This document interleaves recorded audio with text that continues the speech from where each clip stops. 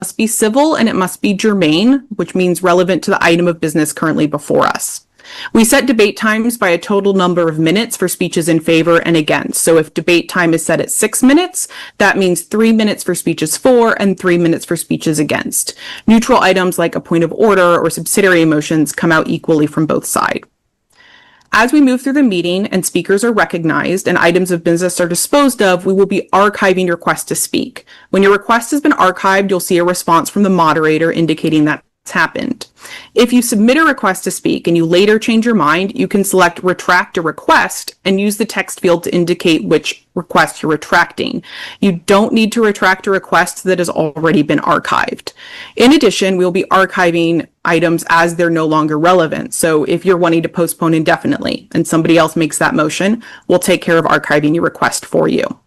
Sometimes motions require a second. We'll be using the raise hand function in the Zoom to second motions. You can raise your hand as soon as the motion is made, and I'll also make sure to ask if there's a second if there haven't been any. In the same way, sometimes I will ask for unanimous consent of the body to do something rather than needing to take a vote. This sounds like me saying, is there any objection to? And if you wish to object, please use the raise hand function in the Zoom. When it comes time to vote, the vote will automatically appear on your screen. And when that vote appears on your screen, you will select how you wish to vote. You can change your vote just by clicking the other option, and you can completely cancel your vote by clicking cancel.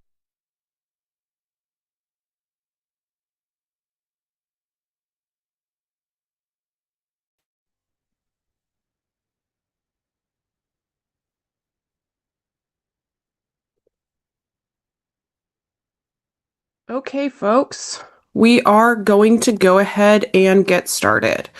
My name is Jessie Lipp. I use they, them pronouns, and I'm the presiding officer with this meeting.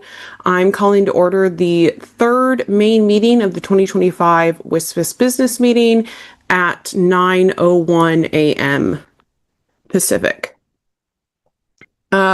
Before we began, we were looping a video of my introductory remarks from the July 4th session, so I'm going to be skipping over most of that and breezing through the rest today in order to save us some time.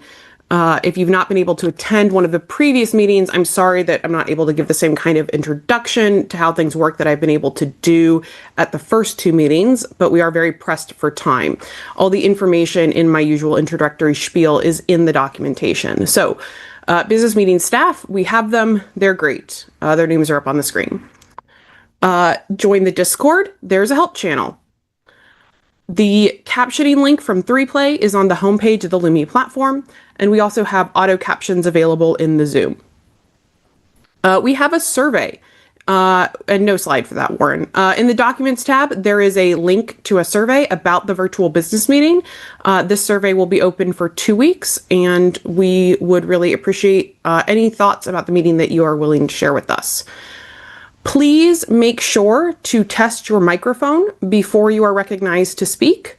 If you're having tech difficulties and not able to speak, we will move on to the next person. So we are going to get started with today's test vote. And today's test vote will be, I think you can go ahead and stop the screen share for now, Warren. Today's test vote will be dragons or spaceships. And so we can go ahead and get that open.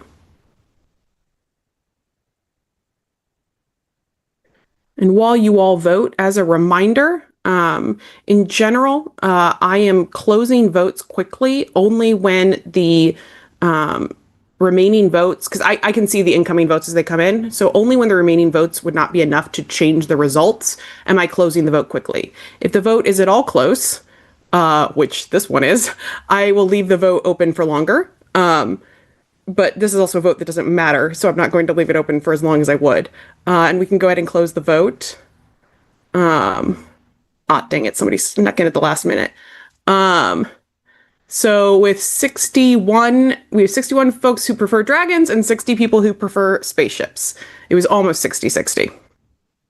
Okay. So, given that, so first, results of elections. And so we do have a slide for this. So at the last meeting, we balloted for the Mark Protection Committee and the Trial Committee, and we have the results of those elections. And then for the trial committee, Dr. Science, Chris Snyder, Kat Corbetti, Espana Sheriff, and Ian Stockdale were elected. Normally at this point, I would entertain a motion to thank the tellers and destroy the ballots, but I was the teller and there are no ballots to destroy. So instead, I will just say that anyone who wants a spreadsheet that can instantly calculate IRV results for elections up to 15 candidates should DM me, and I'll send you my fancy spreadsheet. As a reminder, at the previous session, we enacted a special procedural rule that any motion requiring a second, other than those that have already been proposed in our agenda, will require 3 seconds. And so that will still be in effect moving forward. So our first item that we are going to deal with today is E.9, cleaning up the art categories. This can be found on page 30 of your agenda. We have already set debate time for this item at 8 minutes at the previous meeting. And so anyone wishing to speak on E.9 can go ahead and use the request to speak pool to do so. And I'm going to recognize Terry Ash for a speech in favor.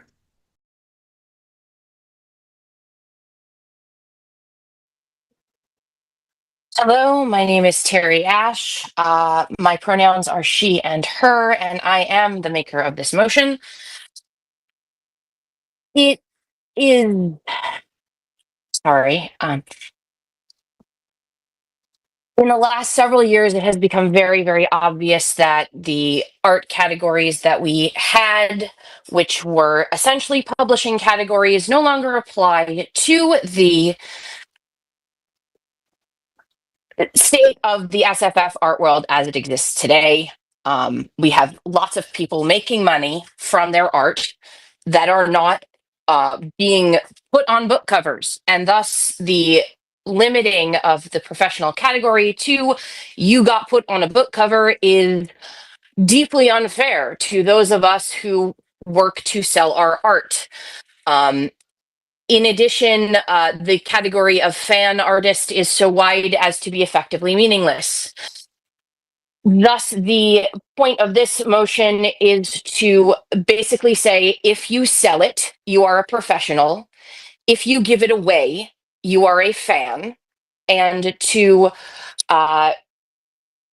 return the concept, not return, to realign the idea of fan artist to be more in line with fan writer and other fan activities. I have spoken at length about this motion in previous meetings, and I think you all know where I stand.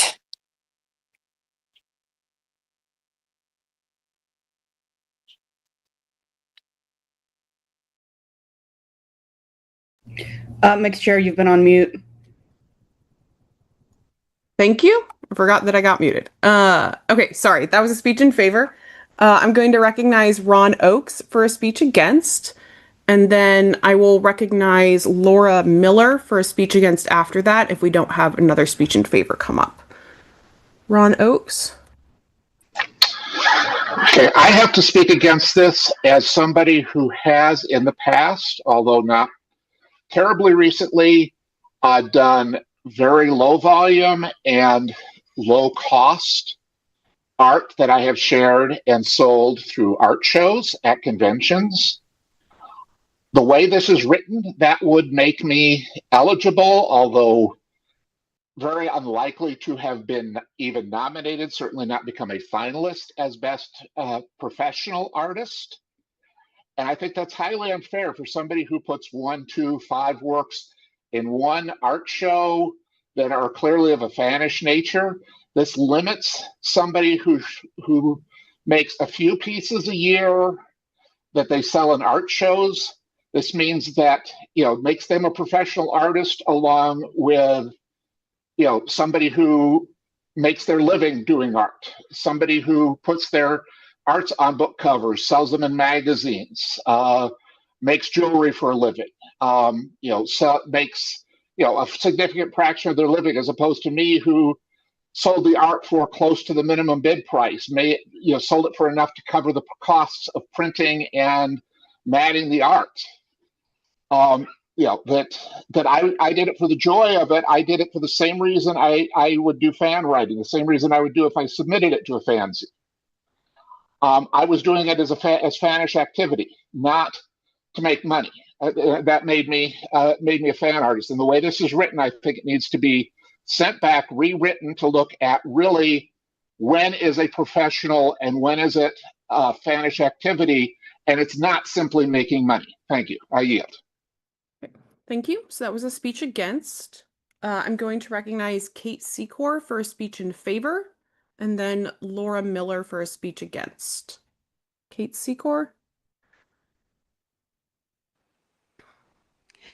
Thank you, Mixed Chair. While I understand the concerns of very small volume producers of art, I'm not convinced that personal edge and corner cases are necessarily a good argument for preventing these categories from recognizing the entire world of art that's being produced that isn't, book covers, right? There are 3D media artists, there are people producing online art, there are graphic designers, there are all kinds of people working on this field who are producing amazingly good art and who just aren't capable of being recognized in this category. The way these categories are scoped is outdated and we need to fix it. Thank you, Mixed Chair. Okay, thank you. That was a speech in favor. And so I'm now going to recognize Laura Miller for a speech against, and then Cliff Dunn for a speech in favor. Laura Miller? Okay. Okay. Can you hear me? Yes. Okay. I'm Laura Miller. My pronouns are she, her. And I was actually, when this was passed at the first passage last year, I thought this, all these discussion on this I was for this. However, when I went to participate in the consultative vote that was held on this, I read the arguments there, and then I read the discussion on the upcoming new business for F22, and I was convinced that that's a better option, and I would like to go ahead and defeat this and possibly look at F22 instead. Thank you. Okay, thank you. That was a speech against, and so I'm going to recognize Cliff Dunn for a speech in favor, and then David Guan for a motion. Cliff Dunn? Thank you, Mixed Chair. Can you hear me? Yep. Cool. Mixed Chair, the bottom line I see here is that, first of all, the categories are misaligned with the current reality. The edge cases that have been mentioned, look, the Hugo admins over the last decade or so have made it very clear they don't want to make any subjective judgments. We don't want to be asking people for tax forms and so on and so forth. And so this is the best I think we can do in terms of drawing an objective line. We have spent basically as long as I have been in fandom, we have been bashing this this question into the wall, and I honestly think this is reasonable. To one of the speakers before me, he would still be eligible in fan if he had work he hadn't sold. He would also be eligible in professional artist, because you'll note that somebody can have two bodies of work, one fan, one pro. This will resolve the problem. This will avoid there being a weird gap between the two, since there have been issues on occasion with artists ending up with work that is neither fan nor pro. And I think this will enable us to move on from what has been a very long and exhausting debate and stop wasting the meeting's time revisiting this every other year. Thank you very much. Okay, thank you. That was a speech in favor of E.9, and so I'm going to recognize David Guan for a motion.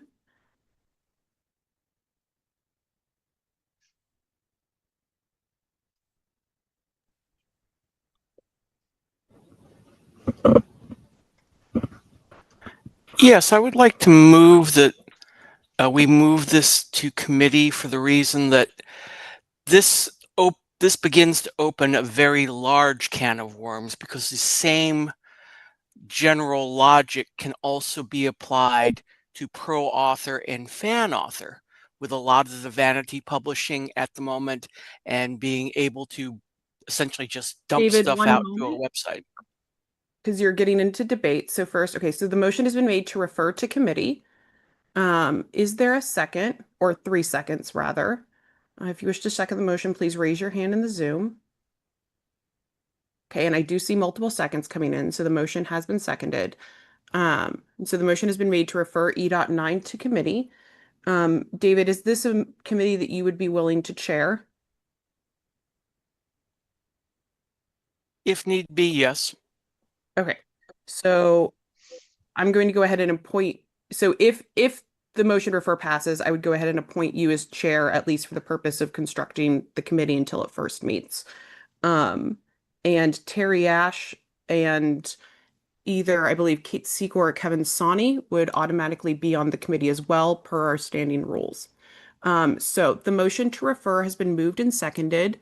Olav, how much time do we have remaining on E.9? We have 1 minute and 10 seconds. However, that is entirely for against. Okay, so for the motion to refer, we'll go ahead and just split a minute evenly for each side. And this is if we come back to E.9, then basically all of this time will be coming out of time against. So David, do you wish to speak further to your motion to refer to committee? And we can go ahead and open up the second order speaking pool moderators. No, I do not believe I need to, since I mentioned that in the initial motion. Yep. Okay, thank you. So anybody wishing to speak to the motion to refer can go ahead and submit that in the queue. I'm going to go ahead and recognize Perry Ann Lurie for a speech against the motion to refer.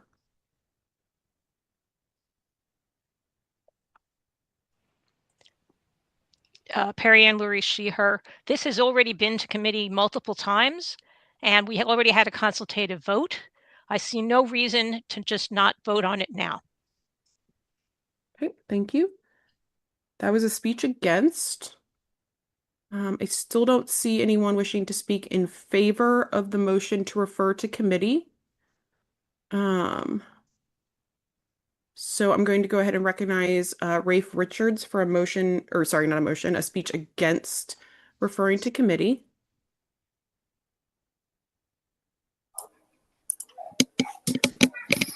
Thank you, Mr. Chair. Rafe Richards, pronouns he, him. I will merely say briefly that this has been through committees. This has been through so very many business meetings over the years. It is a miracle that this actually managed to get through its first vote last year. So no, this should absolutely not go back to committee. We've got something that is possibly as good a proposal for this as we've ever seen at a business meeting. That's Let's time. just vote on it. Okay, thank you. So that was a speech against, and we are out of time. So we have... We're out of time for speeches against. Yes, sorry. We're out of time for speeches against. We don't have anyone wishing to speak in favor. So we have nobody wishing to speak in favor. I have 10 people wishing to speak against in the queue, and nobody else wishing to speak on the motion to refer. I do have a parliamentary inquiry about the motion to refer, since it's a ratification. And so there is nothing in our rules that prohibits, I mean, the preliminary business meeting would not be allowed to refer a ratification to committee, but there is nothing in our rules that prevents an item up for ratification from being referred to committee. And I don't remember the details, but I know when we were looking back, we did find at least one case of that having happened previously. So since time against the motion to refer has expired, and there is nobody wishing to speak against, we will go ahead, or sorry, in favor, we will go ahead and move to a vote. And so we will be voting on the motion to refer E.9 to committee, and we can go ahead and open that vote.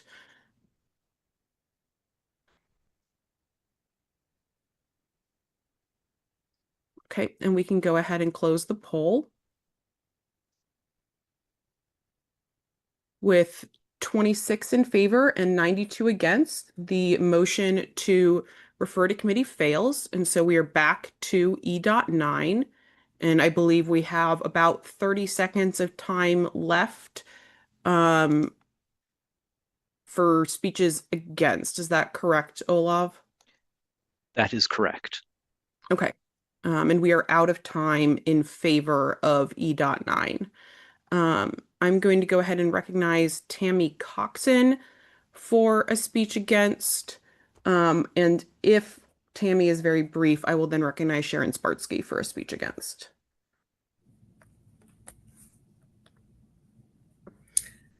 Hello, Tammy Coxon, she, her. We've been struggling to redefine this for decades.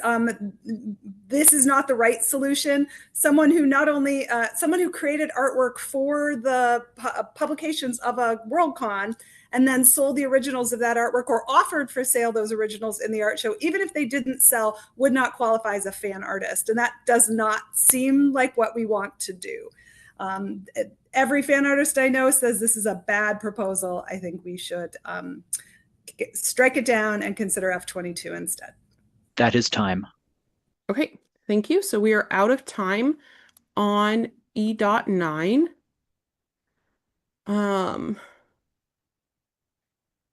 Okay, I do have a couple amendments that have come in. And so when we are out of time for debate, motions like amendments are still in order. They are simply not debatable. So I'm going to recognize, and just as this is not me saying you should do this, this is just a reminder that the motion to end debate also closes the making of subsidiary motions like the motion to amend, just as a reminder. I'm going to recognize Frederick Coulter for a amendment. Okay, Fred Coulter. In accounting, we have this wonderful phrase called de minimis. And basically it means if it's too small to worry about. What I'm suggesting is amending the first part to say other than de minimis payments. So I think that clears the edge cases. Okay, so one moment, Frederick, so we're going to get that up on the screen. So you are moving to amend to insert or de minimis. Other than de minimis payments. Okay, other than de minimis payments, and you are wanting to insert that where? Right where you're, right there. Mm-hmm. Okay. Wow, you spelled it better than I did. There you go. Well, I'm the accountant, but Warren's the lawyer. So between us, we can probably spell de minimis correctly. So, yep. Sorry, that was to my parliamentarian. Okay.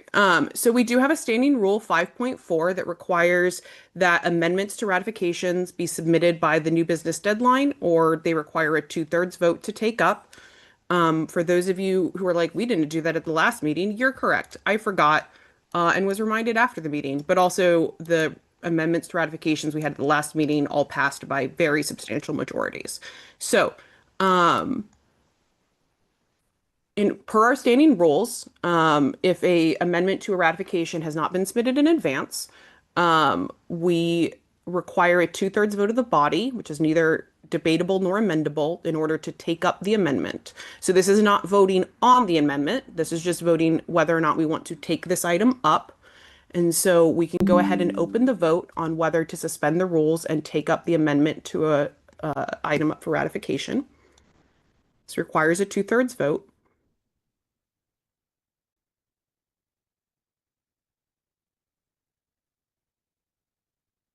Going to leave the vote open for about 10 more seconds.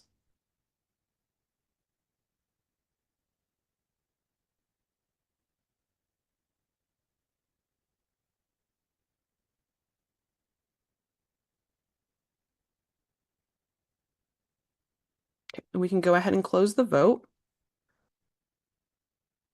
With 74 in favor and 50 against, That is not a 2/3 majority, and so the motion does not pass. And so we will not be taking up this amendment, and so we are back to E.9. I do have a motion in the queue to extend debate time by 6 minutes. So Cliff Dunn has moved to extend debate time by 6 minutes. Do we have do we have 3 seconds for this? You can use the raise hand function in the Zoom to second a motion. Okay, I do see several seconds. Okay, so the motion to extend debate requires a 2/3 vote and is not debatable itself. So we can go ahead and open the vote on extending debate by 6 minutes.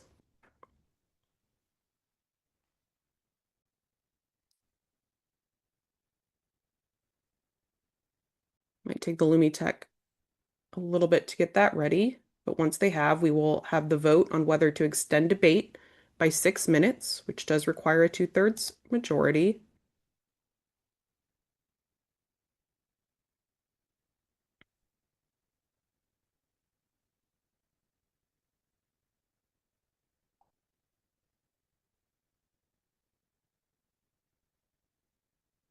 I'm going to give about 10 more seconds.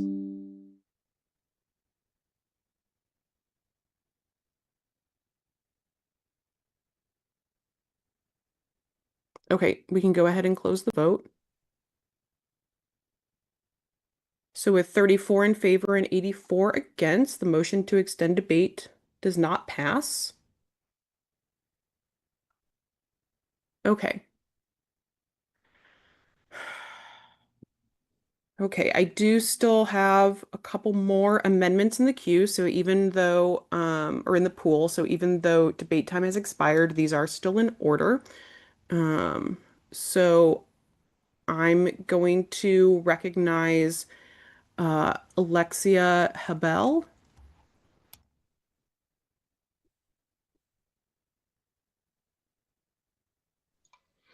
I would like to split the best professional artist and the best fan artist into two different things to do an amendment to the Constitution for, because I feel that the definitions of the two are different.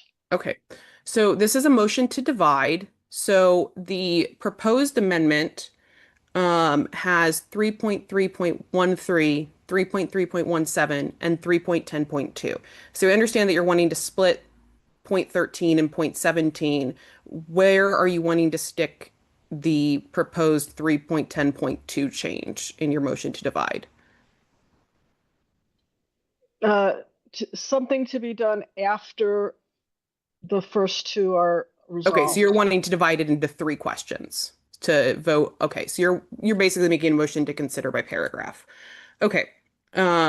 So this requires, so the motion to divide requires a majority vote, except that I believe, yeah, last year I ruled that the motion to divide essentially functioned as a motion to amend, and so would require the same 2/3 vote to take up as any other amendment for an item up for ratification that was not submitted in advance.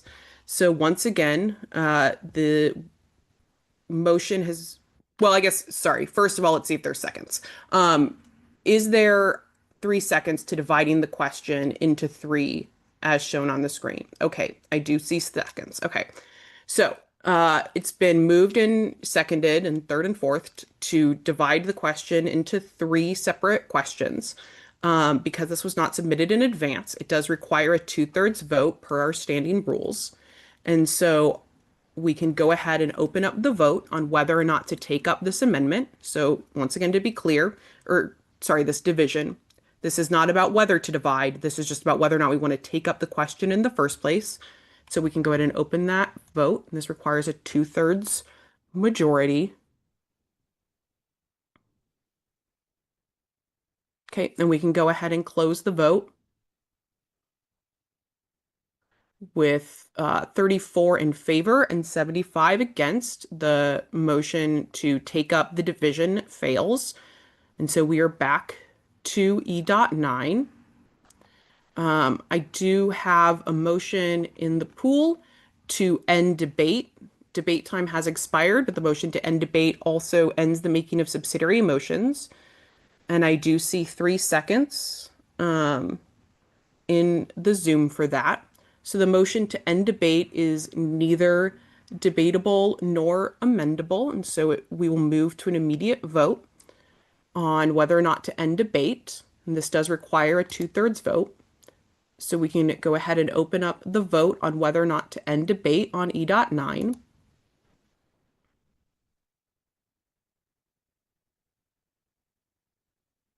Okay, and we can go ahead and close the vote. As a reminder, I'm closing the vote quickly when the remaining votes are not enough to change the outcome.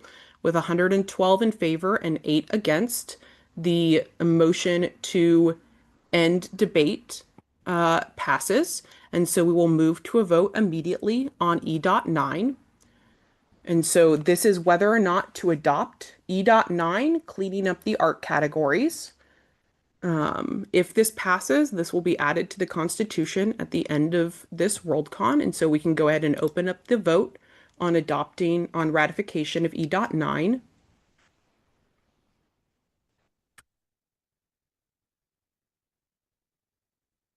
Gonna leave it open for about 10 more seconds.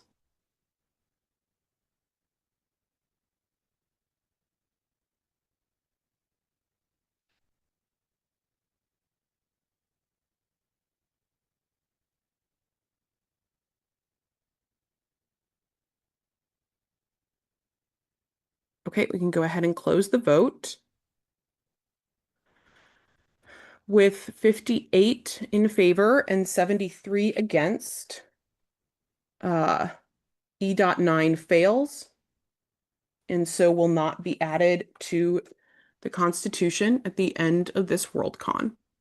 Okay.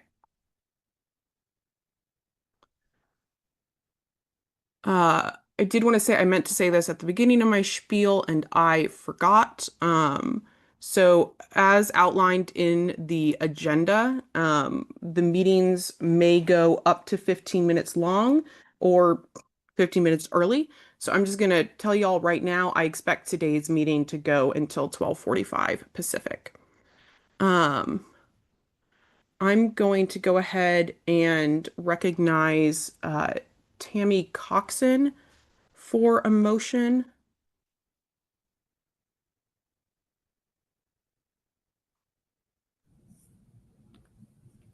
Hello, Tammy Coxon, she, her. I'd like to move to reconsider E.2. When E.2 was submitted, it did not include a full enumeration of changes. It turns out that when you follow the implementation instructions in the amendment, it introduces a significant number of ambiguities and unanticipated consequences. This includes stating that only supporting members may vote in the Hugos, meaning anyone with an attending membership would be excluded. That is the most significant change, but not the only one, and adopting E.2 would cause constitutional chaos. We must reconsider it. Okay, thank you. So that is a motion to reconsider E.2. I already see several seconds. And so that has been moved and seconded. So E.2 is the way we were and is found on page 26 of your agenda. Debate time for E.2 has been set to 6 minutes. I'm going to recommend a debate time of 4 minutes on the question of whether or not to reconsider E.2. And so as a reminder, so the motion to reconsider, should it pass, basically just opens up E.2 to where it was right before we took the vote. And so it doesn't, the motion to reconsider is not the final vote on E.2. It's just about whether or not we want to basically open E.2 back up. So is there any objection to a debate time of 4 minutes for reconsidering E.2? Time is set at 4 minutes. Tammy, do you wish to speak? And we can go ahead and, oh, no, my moderators already did that. Sorry, never mind.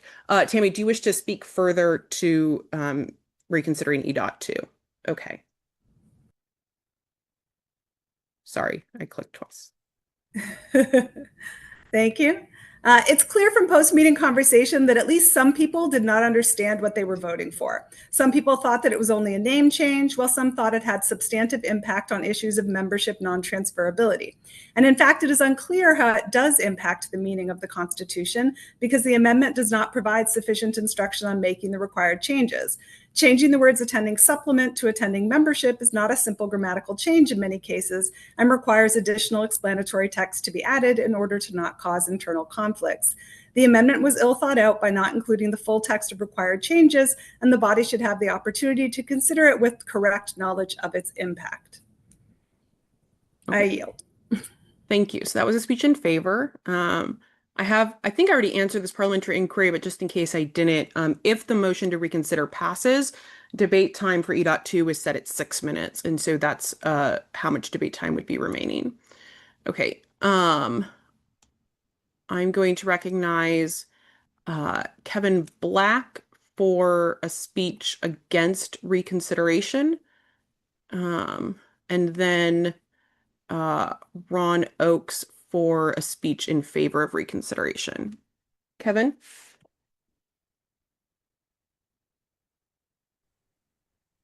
Hi, can you hear me? Yep. Yes, ratification of E2 was a great victory to get us away from the very unpopular arrangement of WizFizz membership plus attending supplement, which has been very hard to implement and explain, both from a technical standpoint and from a standpoint of trying to bring new members into our society and welcome them. The way E2 was drafted, I agree with Tammy. Substituting WizFizz member for supporting member everywhere in the Constitution didn't take into account that the term is used in multiple ways and causes some garbled language and unintended consequences. But fortunately, the language is so garbled and the unintended consequences so ridiculous, contradictory, and paradoxical that those mistakes can be easily recognized and easily ignored by subsequent Worldcons for what they are, Scrivener's errors, until those errors can be fixed. If we reconsider now, then we can't fix the problem. We can't get rid of attending supplements for 2 years. So, while I regret the errors, the best thing to do is to vote down reconsideration and move forward, which we can, and just clean up the language and the fly-specking and nitpicking committee later. Thank you. I yield my time. Okay, thank you. That was a speech against reconsideration. So I'm going to recognize Ron Oakes for a speech in favor, and then Gary Blogg for a speech against. Okay. Clearly, because this came up in the 2 years when we have had a record number of items up for consideration, the 2 busiest Worldcon business meeting, WizFizz business meeting agendas. And this was a badly written copy-paste, well, not copy-paste, but search and replace submission. None of us actually went through and looked at what this was going to do to the agenda or to the Constitution. It makes a horrible hash. It ruins non-transferability.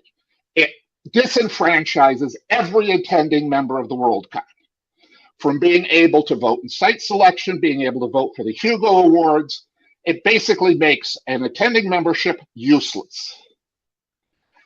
All it does by doing this is it makes a little bit harder for people to explain the wording of what a WizFizz membership means. It makes it harder to explain you are joining the World Science Fiction Society and supporting the convention. It is making it so that you have to explain a new concept instead of a 78-year-old concept to people who are obviously so old. That is time. Okay, thank you. So that is time expired for speeches in favor of reconsideration. How much time do we have for speeches against reconsideration, Olaf? 45 seconds. Okay, I'm going to recognize Gary Blogg for a speech against reconsideration.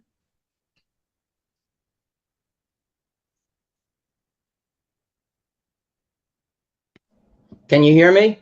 Yep. The only people who are in favor of WizFizz membership and attending supplements are SMOFs and people at these meetings. The average person who attends a Worldcon or other convention will not understand it, and having to explain these terms will make them run away and not wanting to get involved. Supporting virtual, attending nice, simple, easy explanations for memberships. And as my previous against speakers mentioned, we can always have the nitpicking and fly specking committee clean this up and bring us back to next year for more amendments to fix it up, to clean up any errors that people find. I ask for everybody to reject reconsidering. That is time. Okay, thank you.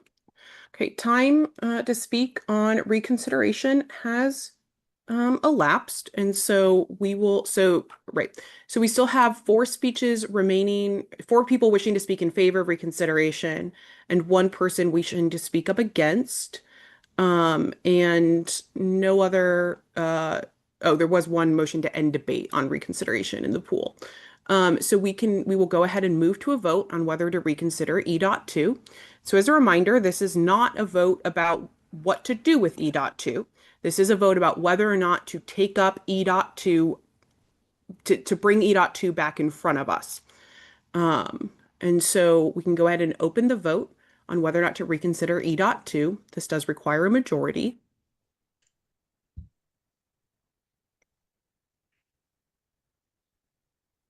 Okay, and we can go ahead and close the vote.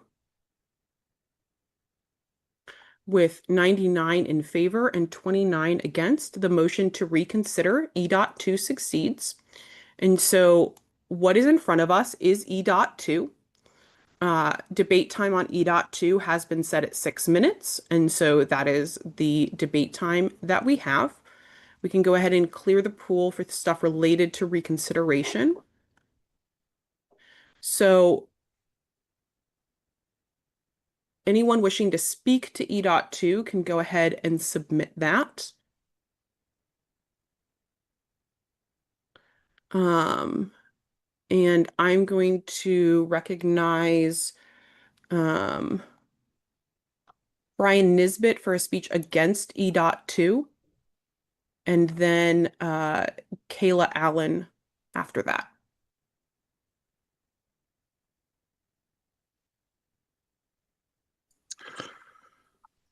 Thank you, Mixed Presiding Officer. Brian Nisbet, he, him. So look, in short, as I've written on Discord, I think I was wrong last week. Been thinking about this all week. It's not necessarily about the wording piece, but I think that we need a better way of doing this. But I don't think ratifying E.2 and making this blunt change is the way of doing it at this point in time. So I am against ratification of this at this point in time. I yield. Okay, thank you. That was a speech against E.2. I'm going to recognize Kayla Allen for a motion.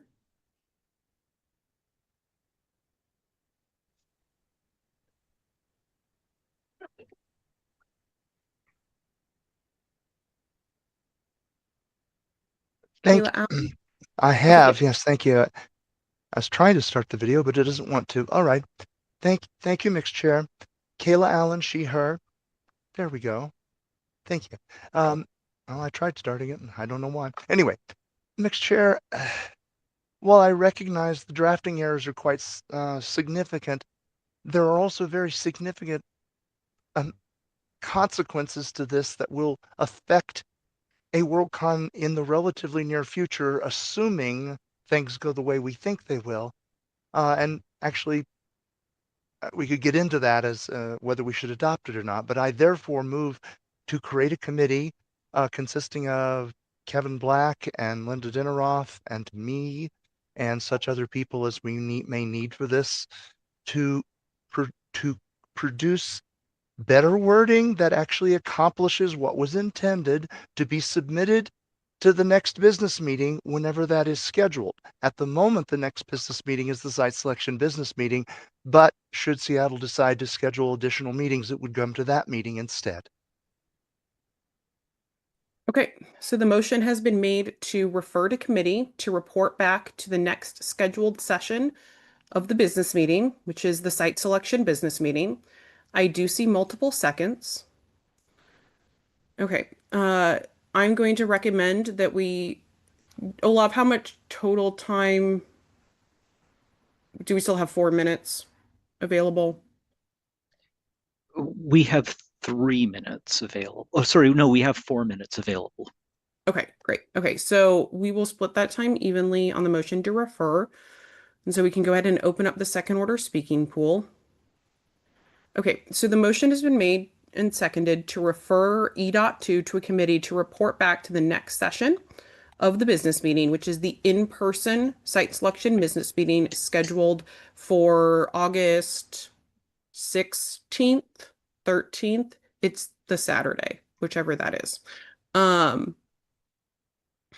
At the Seattle Convention Center. The 16th, I am being told. Thank you. Okay. I'm going to recognize Alan Bond for a speech against the motion to refer. And then I'm going to recognize Alexia Habel after that for a speech in favor. Alan? Thank you, Mixed Chair. I speak against this because I believe that even if we sent this to a committee, anything that they brought back to the body would be greater than minor changes and would require 2 years of ratification. So in that sense, I would rather that committee's term be to report next year as opposed to report this year, at which point the initial makers of the motion could be revising it and bring it on their own. Thank you. Okay, so Alan, before you go away, so are you wishing to make a motion to amend the motion to refer to report back to 2026? No, because I believe that voting down the committee would and voting down the E2 itself would in effect do that same thing. Okay, great. Thank you. Okay, so that was a speech against the motion to refer. And so I'm going to recognize Alexia Habel for a speech in favor of the motion to refer. And then after that, I will recognize Rick Kowalczyk for a speech against the motion to refer. Alexia? Hi, Alexia Habel. I am asking everyone to refer to committee because I can state with my accounting background professionally that if we leave things the way they are right now, any convention held in Canada or the US runs the risk of having the new convention be taxed on attending memberships because they will be considered tickets to an event instead of a membership if they are looked at in depth by the various IRS, etc. organizations and could cause a significant financial burden to Worldcons in the future. Thank you. Okay, thank you. That was a speech in favor of referring to committee. So I'm now going to recognize Rick Kowalczyk for a speech against referring to committee. And then I will recognize Cliff Dunn for a speech in favor of referral after that. Rick Kowalczyk?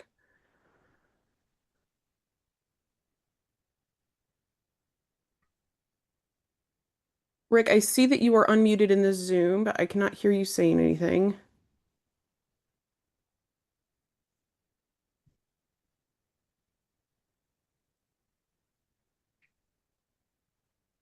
Okay. I'm going to go ahead and give you time to get your audio figured out, and I'm going to recognize Kat Corbetti for a speech against referral of E.2.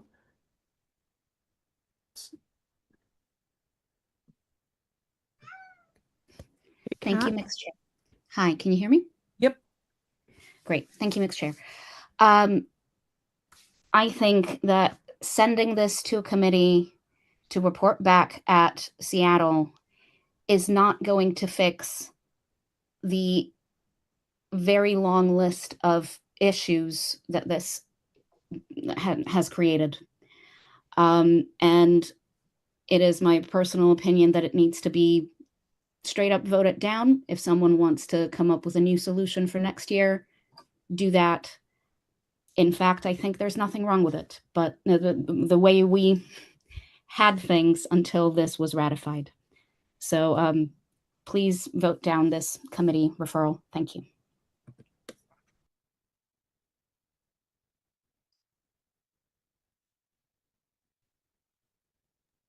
Sorry, that was a speech against referral, and so I'm going to recognize Cliff Dunn for a speech in favor of referral. And then after that, I have a motion from Joshua Cronengold. Cliff Dunn? Thank you, Mixed Chair. Can you hear me? Yes. Very good. So first and foremost, I think that if we send it to committee and the committee is unable to resolve it, we should have at least given them a chance to try and deal with this in a timely manner. And second of all, even if we get greater changes that show up at Seattle, that takes only one more year to fix this, not two, which allows us at least a shot of resolving this mess ahead of Montreal. So I think it's urgent that we deal with this sooner rather than later. And so I support referring to committee to report back to Seattle. Okay, thank you. So that was a speech in favor of referral. And so sorry, I got myself slightly out of order. Rick Kowalczyk, if you are still wishing to speak against, and do you think you have your audio sorted out, go ahead and raise your hand and we can recognize you for a speech against.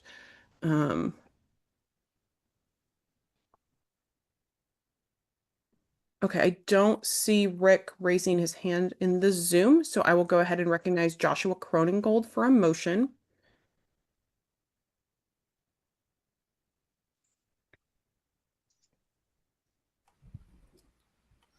I've retracted that request, please. Thank you, Chairperson. Okay, I'm sorry. I think that got retracted after I had said I was going to call on you. My apologies for that. Okay, so let's see. We've had Olaf, how are we doing on time on the motion to refer? We have 40 seconds remaining in favor and 45 seconds against. Okay. I do have two motions to end debate on the motion to refer. So are there seconds on the motions to end on the motion to end debate? Okay, I do see several seconds coming in, so it has been moved and seconded to end debate on the motion to refer. This is this requires a 2/3 vote. And so if this passes, we will move to an immediate vote on the motion to refer to committee. So we can go ahead and oh, and my apologies. So we can go ahead and have the vote open. We do have 6 people still wishing to speak in favor of referral and 4 people wishing to speak against. And so the motion to end debate, as I said, requires a 2/3 vote.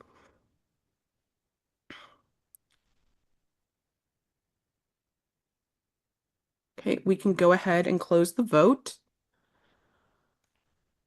With 103 in favor and 17 against, that is a 2/3 vote. And so the motion to end debate succeeds. And so we will go ahead and move to a vote on the motion to refer.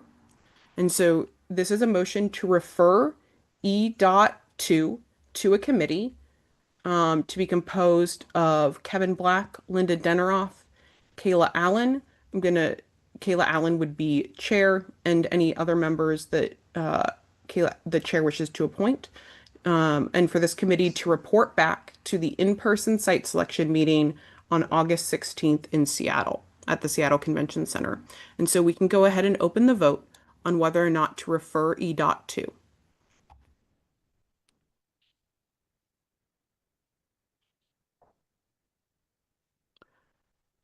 I'm going to give you all 15 more seconds.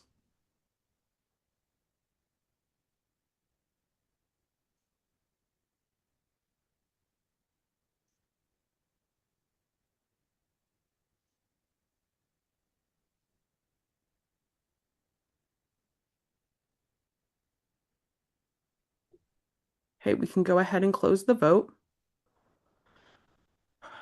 With 71 in favor and 73 against, the motion to refer fails. And so E.2 is not referred to committee. Olav, how much time do we have remaining on the underlying E.2 after we take out the time for referral? We have 55 seconds remaining in favor and 1 minute and 25 seconds remaining against. Okay. Let's see. I believe we had we had one speech against. And so I'm going to recognize Alexia Habel, if you still wish to speak in favor of E.2, if you can go ahead and raise your hand in the Zoom. And then after that, I will recognize Meg McDonald for a speech against E.2. Alexia Habel? Hi, Alexia Habel. I would like to encourage everyone to vote in favor of E.2 and allow the nitpicking committee to go ahead and fix all of the problems that will come up as a result of this. Thank you. Okay. So that was a speech in favor of E.2. So I'm going to recognize Meg McDonald for a speech against E.2. Meg McDonald? Hi, Mixed Chair. Thank you. My name is Meg McDonald. My pronouns are she, her. I'm against this motion and was against it from the start. It has been said it is difficult to explain. With over 1,390 first attending Worldcon members at Glasgow for the first year that this came through, I think we managed to explain it quite well. Moreover, pointing to Alexia's comment before, she listed all of the problems that the ratification of E.2 would bring. I think if we have to consider something that has all of the problems in it, we should be striking it down and considering it more successfully outside of the meeting. Thank you, I yield. Okay, thank you. So that was a speech against E.2. Let me look at this. Okay. I have several motions to end debate on E.2. Is there a second or 3 seconds rather for the motions to end debate? Okay, I do see several seconds.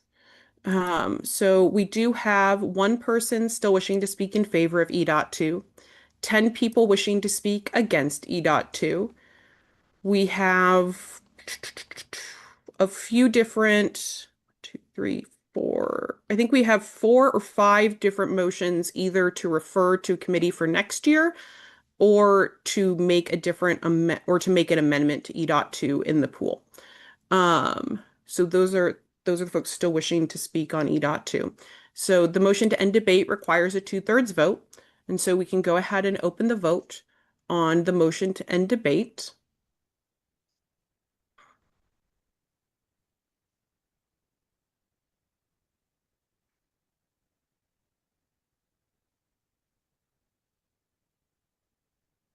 Okay, and we can go ahead and close the vote with 104 in favor and 27 against. The motion to end debate passes. And so we will move to a vote on E.2. So this is the vote on whether or not to adopt E.2, which is found on page 26 of your agenda. And so we can go ahead and open the vote on whether to adopt E.2.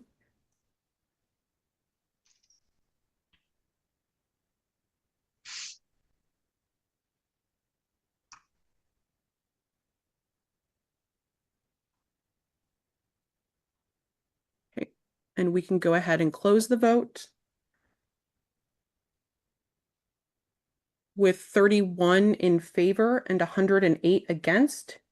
E.2 fails and will not be added to the Constitution at the end of Seattle. Okay. And so we can go ahead and clear everything from the speaking pool related to E.2. Okay, so we have, okay, so We have a motion from Mara to go ahead and take up F22, which is end the false binary immediately. So the next item before us would be the report from the F.7 committee, except that a motion has been made to take up F.22 immediately. Those wishing to second the motion to take up F.22 immediately should raise their hand in the chat, or sorry, in the Zoom, and I do see we have several seconds. Thank you. So taking up F.22 is a motion to take up items out of order, which requires a 2/3 vote, and is not debatable. So we will move immediately to a vote. And so we can go ahead and open the vote on whether to take up F.22 immediately. So when the Lumitech is ready, we can go ahead and open up the vote on taking up F.22. And this will require a 2/3 vote.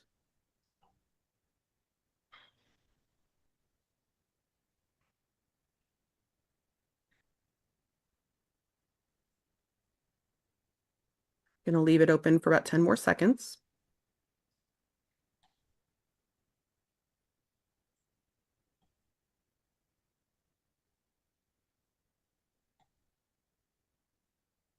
Okay, we can go ahead and close the vote. With 74 in favor and 43 against, that is not a 2/3 majority, and so the motion to take up F.22 fails. Take up F.22 immediately fails. Okay, so the next item of business is going to be the report from the F.7 committee. So I believe I'm recognizing Kat Corbetti for that. Yes, I am. Great. Okay. Thank you, Mixed Chair. As the report states, we recommend a slight rewording to clarify the clarifying motion, and to split it into two separate considerations. The first one being the just enumeration of the existing rights of members collated from disparate sections of the Constitution into one single section for the benefit of everyone and ease of reference. And then after that is considered, to consider separately an added right, the only new item really, which is to allow for online participation in the business meeting to all WSFS members. And this really does limit it to only in case there is a virtual component and there are WSFS members who cannot travel to the Worldcon to be able to take part in matters of governance. But, you know, so the consideration would be F7A first, F7B second as a separate thing. Okay, thank you. So the report from the F.7 committee is in the Documents tab. So to be clear, so the recommendation from the committee is to substitute F.7 with their proposed amendment. And so the way that we would handle this is that first we would vote on whether or not to, first we'd vote on the amendment by substitution of whether we want to look at the proposed text from the committee rather than the original F.7. Should that amendment by substitution pass, then we would divide the substituted F.7 into its two components as recommended by the committee. However, before we get to that, my understanding is that there is a minority report. So in general, the appointment of a committee implies that the body is primarily interested in the findings of the majority of the committee's members. However, the body may also choose to receive a minority report. Is there any objection to hearing the report from the minority? So you can raise your hand in the Zoom. Okay, I do see an objection. And so we will go ahead and move to a vote. So this is undebatable and requires a majority vote. So we can go ahead and open the vote on whether or not to receive the minority report. Once the LumiTech has that ready. So this will be a vote of whether to receive the minority report from F.7 for the F.7 committee. It requires a majority vote. Okay, we can go ahead and close the vote. With 89 in favor and 20 against, it passes. And so we will receive the minority report. I'm going to recognize Joshua Kronengold in a second, but to explain how this works. So when we hear the minority report, and unfortunately we don't have the a PDF of that in the documents tab, but I believe we have the text that we can get on the screen. No action can be taken on minority report other than a motion to substitute the minority report for the report of the committee.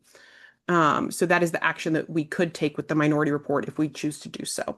Okay, I'm going to go ahead and recognize Joshua Kronengold for the minority report. Mixed chairperson, a minority of the committee agrees on F.7a, but we think that the proposed F.7b is a burden to future Worldcons, and we would instead prefer to allow Worldcons to have all WSFS members be able to vote, but potentially, if they wish to, condition it on attendance rights. Thank you. Okay. Thank you. So that is the minority report. So I'm assuming that you wish to make the motion to substitute the minority report for the report of the committee. Is that correct? Absolutely. Okay. Thank you. So the motion has been made to substitute the committee report with the minority report. Is there a second? Or 3 seconds, rather. Okay, I think we have exactly 3 seconds. Okay, so it has been moved and seconded to substitute the committee report for the minority report. So to be clear, what will happen is that first we will vote on what the report from the committee that we receive is. So we have the committee report, and we have the minority report. So we can choose to substitute the committee report for the minority report, or we can choose to not do that. Whichever way we go, then we will look at whether to adopt the committee report and the recommendations in it. And then if we do that, that's when then we would divide into the two questions.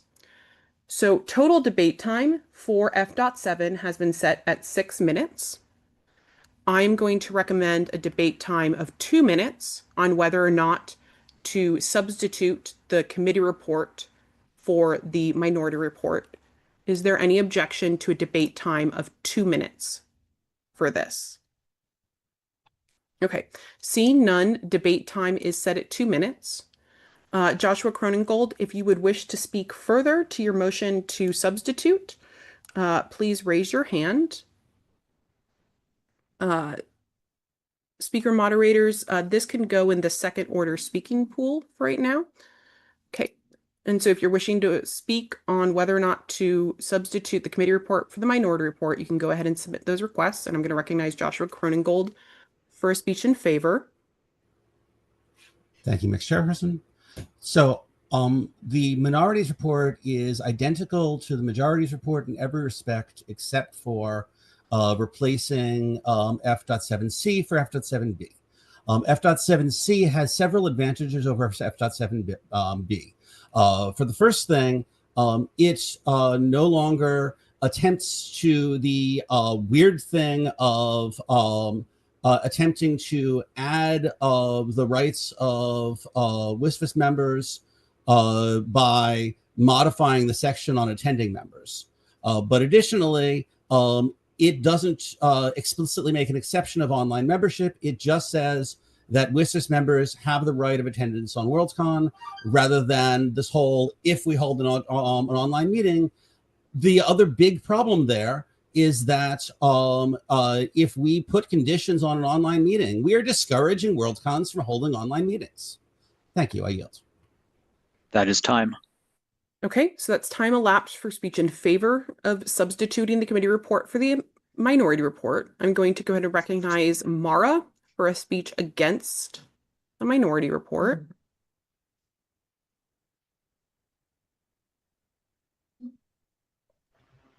Can you hear me? Yes. Okay. The majority report moves to expand the rights of WSFS members, whatever they're called, so that they all have the right to vote if there is an online business meeting. We did that because that is the time when it would be easiest to extend participation to everyone. We didn't want to jump and force everyone to be involved or to extend the right to everyone right away. But when it is virtual anyway, it is so much easier to extend it to all those people who can't travel for one reason or another and give them all the vote. So I would ask you to take the majority report and at least give the chance for an up or down vote on our proposal. Thank you. I yield. Thank you. That was a speech in favor. Okay, I do a parliamentary inquiry asking for clarification about what we're voting on. So to be clear, this is a motion. So currently we have received the committee report. We have also been offered a minority report. And so now the choice is whether or not we wish to keep the committee report or go with the minority report instead. So basically we have the committee report and the minority report, and we need to decide which one we want to take up and use to as our starting point for the rest of handling F.7. And so this is a motion to substitute the minority report for the majority report. So a speech in favor and a vote in favor is saying that you are in favor of the minority report over the committee report. A speech and a vote against is saying that you want to go with the committee report instead. We do have a request to see if it's possible to get both reports up on the screen. I don't know how quickly Warren would be able to do that. Warren, maybe you could just copy the text of F.7c into that same document so we can look at both. Olav, how much time do we have remaining for speeches against? 10 seconds. Okay. I'm going to go ahead and say then that the time has elapsed. And so I'm going to give Warren just a little bit to get both of those on the screen. You may need to zoom out a bit, Warren.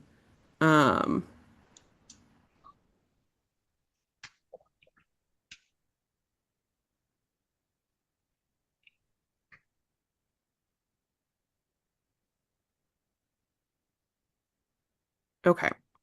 So now we have that up on the screen. So you can see F.7b, that's from the committee report, and you can see F.7c, that's from the minority report.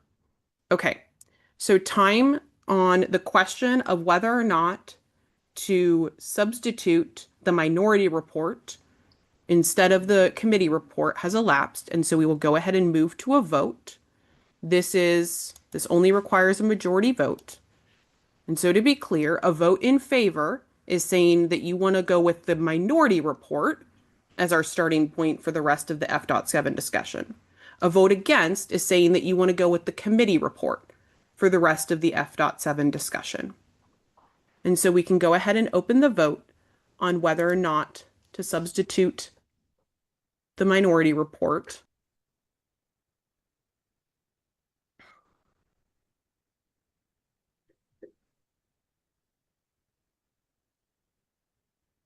Okay, and we can go ahead and close the vote. With 41 in favor and 69 against, the motion to substitute fails. And so we are not replacing the committee report with the minority report.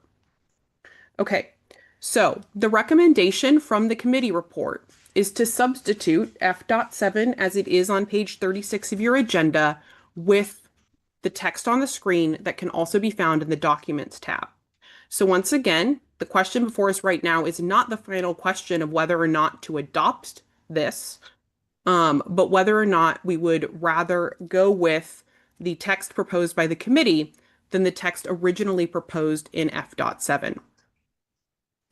So I'm going to recommend a debate time of 2 minutes. So this functions as an amendment by substitution, which has been moved and comes from committee and so does not require a second. And so I'm going to recommend a debate time of 2 minutes for this amendment by substitution as recommended by the committee. Is there any objection to a debate time of 2 minutes? Seeing none, debate time on this amendment by substitution is set at 2 minutes. And so we will go ahead and keep using the second order speaking pool for my speaker moderators. Okay. And so if you are wishing to speak to the amendment by substitution, please go ahead and submit those requests. I do have a parliamentary inquiry. One moment. Well, now I have two. Okay, so I'm going to answer these one first. Okay, so there's a question about whether or not this requires a 2/3 vote. The requirement for a 2/3 vote was only because we were looking at items that were ratifications that had already been passed by the business meeting last year and were up for their second vote. That's only for ratifications. There is no similar requirement for amendments to new constitutional changes, and so it's only a majority vote. I have another parliamentary inquiry. I'm going to recognize Perry and Lurie to make sure I'm clear on what this is a question about.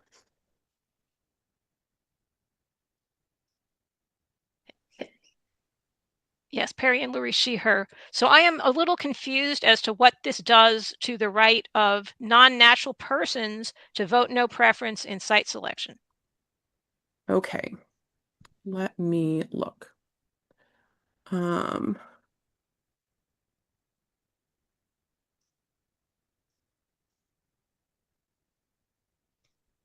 So there are several points in the Constitution that refer to non-natural persons. So for example, 4.3 talks about that non-natural persons, their ballots are considered to be no preference. So I don't believe that either of these language changes would negate 4.3 and the fact that non-natural persons may only vote no preference in site selection. That would be my opinion on the effect of this language. Okay.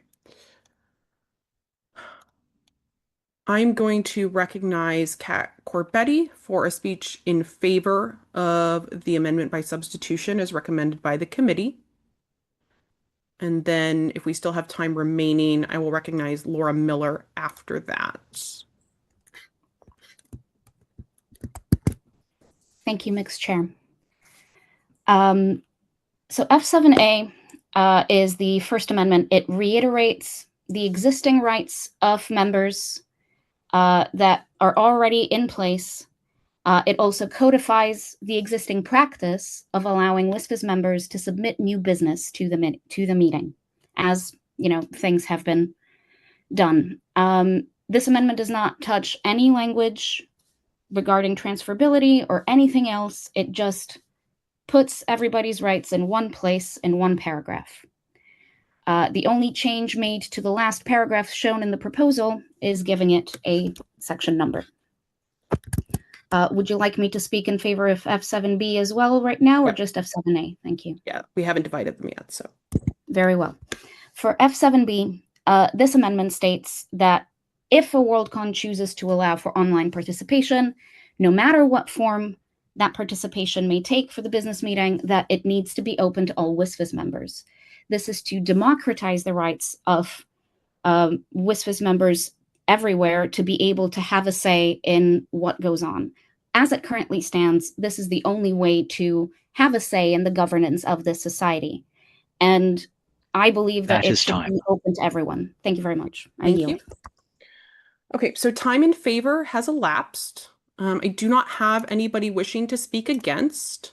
And I do have one person wishing to speak in favor. And so I think we will go ahead and move to a vote. So to be clear, what we are voting on now is whether to amend by substitution F.7, and so to replace the proposal, the originally proposed F.7 that you can find on page 36, whether to replace that proposal with this language recommended by the committee. So once again, we are not at the point yet on voting on the final adoption on any of this language. It is what we are considering is whether or not we want to replace the original F7 proposal with the language recommended by the committee.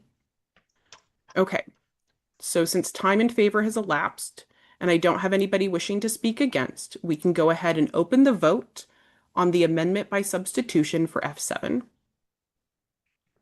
This requires a majority vote.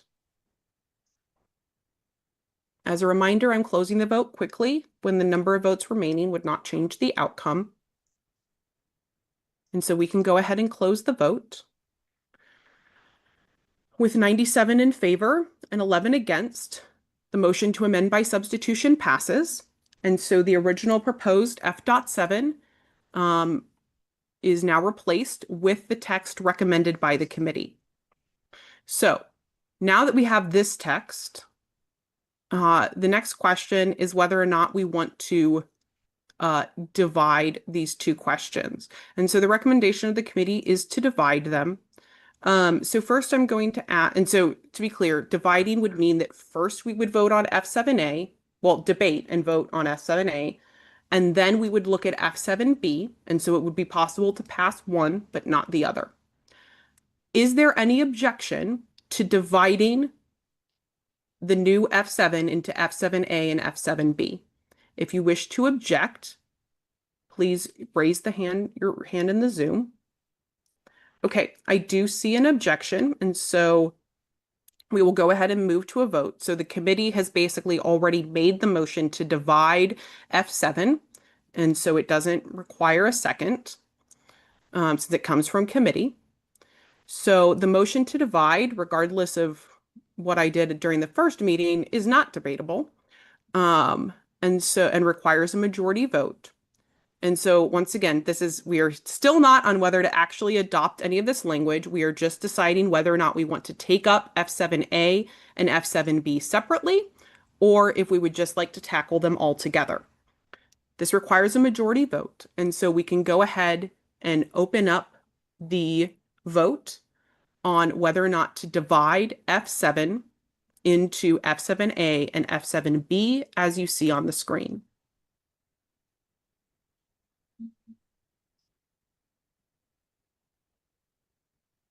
Okay, and we can go ahead and close the vote. With 82 in favor and 29 against, the motion to divide F7 passes. So now we are at the point where we will consider F7A first and then F7B. I am going to recommend a total debate time of 4 minutes for each of these items. So 4 minutes for F7A and 4 minutes for F7B. Is there any objection to 4 minutes of debate time for both of these items? 4 minutes each for both of these items. Okay, seeing none, debate time is set at 4 minutes. I'm going to ask the speaker moderators to go ahead and clear the pool for items that have been submitted previously related to F7, because now that we've divided it, those are no longer necessarily relevant. Okay, so I'm going to go ahead and recognize Kat Corbetti again for a speech rather, in favor of F7A, and anyone else wishing to speak on F7A should submit those requests.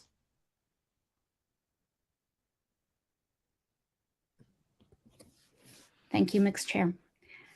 As I've said in my previous speeches, all this amendment does is clarify what we can and can't do as WSFS members, what comes with a WSFS membership, what is our role in this society. It is to nominate and vote in the Hugos. It is to nominate for the Hugos in the following year. It is to propose business to the current year's business meeting and to vote in site selection, subject to, of course, site selection fees and so on. It's just the intention of this motion was just to make it very abundantly clear what a WSFS member is, what a WSFS membership does, in particular because people did not like that term as introduced in 2022. And I fully understood what a WSFS member did, but apparently it was difficult to wrangle. And so here it is, easier to wrangle in one place. I yield. Thank you. So that was a speech in favor of F7A. I'm going to recognize Laura Miller for another speech in favor of F7A, as we don't have anyone who has submitted a request to speak against.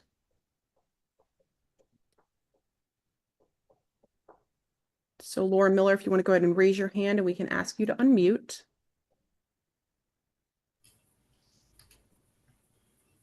Okay. Thank you, Mixed Chair. I am very much in favor of this. I strongly, I think this will help us with sorting out the situation that we discovered about E.2. And I know that when I was first a supporting member years ago, that I wasn't aware of the fact that I could participate in site selection. And then once I became aware that I could do that, I wasn't aware of how. So I think this is a great idea to put all this in one place, easy to see, better for welcoming new members. And yeah, that's why I like it. Thank you. Okay, thank you. That was a speech in favor of F7A. Still don't have anybody wishing to speak against. I do have, okay, I have a motion to end debate. And there is also a motion to make an amendment after that has been submitted. But so the motion has been made to end debate. Are there folks wishing to second the motion to end debate? Okay, I do see 3 seconds. So what we have in front of us, we don't have anybody wishing to speak in favor or against. We do have one amendment. Is there an objection to moving directly to a vote? Okay, seeing no objection, we will move to a vote on F7A. And so this is a majority. This only requires a majority vote. And so we can go ahead and open the vote on the adoption of F7A.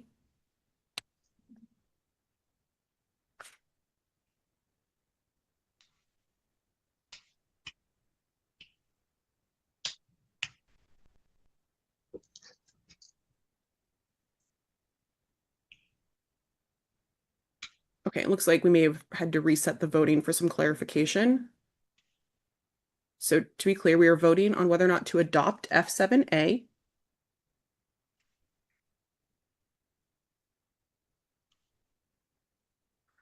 Okay, we can go ahead and close the vote with 95 in favor and 5 against. F7A passes.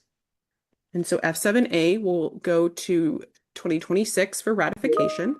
And so the next item that we have is F7B, which is now on the screen. We have set debate time at this for 4 minutes. And so we can go ahead and clear any items related to F7A. And I will recognize Kat Corbetti for a speech on F7B. And anyone else wishing to speak on F7B can submit those requests. Kat Corbetti. Thank you, Mixed Chair. So F7B is the only one is the introduction of a new right. It is in fact perhaps not introduction of a new right, but it is placing the attendance of the WSFS business meeting, which has to do with the governance of WSFS, onto the WSFS membership rather than the attending supplement, which it is now in the Constitution as it is. The attendance of the business meeting is attached to having an attending membership to the Worldcon. What I'm recommending is that if a Worldcon decides to have a virtual business meeting or a way for WSFS members to participate remotely, to extend that right to them by default, because they have a right in having a say in what's going on in the society. I yield. Okay, thank you. So that was a speech in favor of F7B. I'm going to recognize Rich McAllister for a speech against F7B. And then I'm going to recognize Gail Turman for a speech in favor of F7B.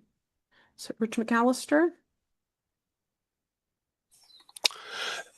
Rich McAllister, he, him. I believe that this is a misconstruction of what WSFS is. I mean, I think people believe that because it's called the World Science Fiction Society, it is somehow different from Worldcon and as a club of all science fiction fans, and it's not.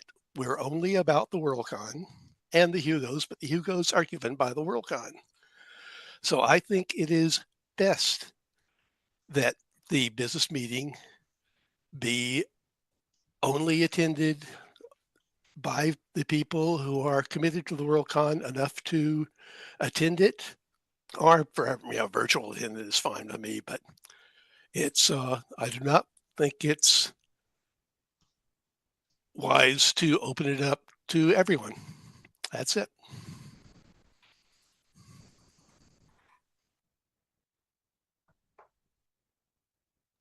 Mixed Chair, you are on mute.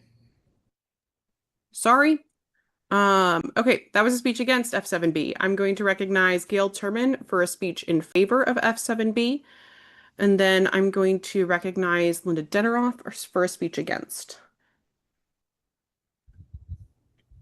Hi, folks. Thank you, Mixed Chair. I'm Gail Turman. My pronouns are she, they. I happen to be the head of virtual for this year's convention. I've looked at the numbers. This year, our platform cost us $25,000, including our live transcription. Any amount of membership under another 5,000 people would probably keep us at about the same price point, meaning that it would only be the poor people who bought a virtual membership for the purpose of attending this meeting that would be out money. It would not cut into the con's profits in a significant way, and it wouldn't. We have basically a fixed cost for this meeting with that many people, so I'm not worried about the financial implications of this. I yield. Okay, thank you. So that was a speech in favor of F7B. And I'm going to recognize Linda Deneroff for a speech against F7B. And then I will recognize Chris Hensley for a speech in favor of F7B. Linda Deneroff. Thank you, Mixed Chair.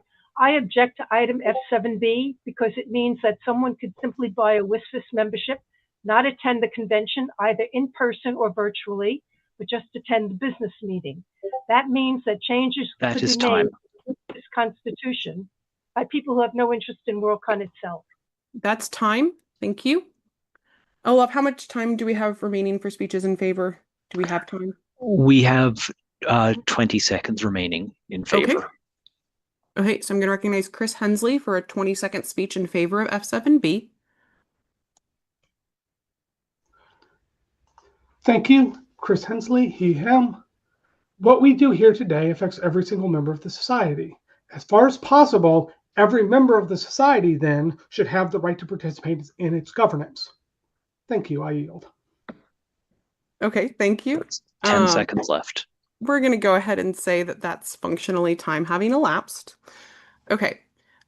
So time has elapsed for speeches on F7B. We do still have 4 people wishing to speak in favor and 5 people wishing to speak against, and no other motions or items related to F7B in the pool. So we can go ahead and move to a vote on the adoption of F7B. So this requires a majority vote. So we can go ahead and open the vote on the adoption of F7B as shown on the screen.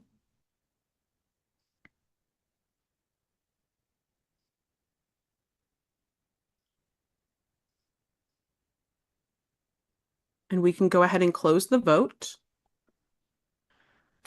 With 93 in favor and 29 against, F7B passes, and we'll go to 2026 for ratification. Okay, we are at, it is 10:35 Pacific time. And so now that we've taken care and we are of those items and we are left to the rest of our Fs, I'm going to say that this is a good time for us to go on our break. And so will be in recess for 15 minutes and we will reconvene at 10 minutes before the hour. And so we are in recess for 15 minutes.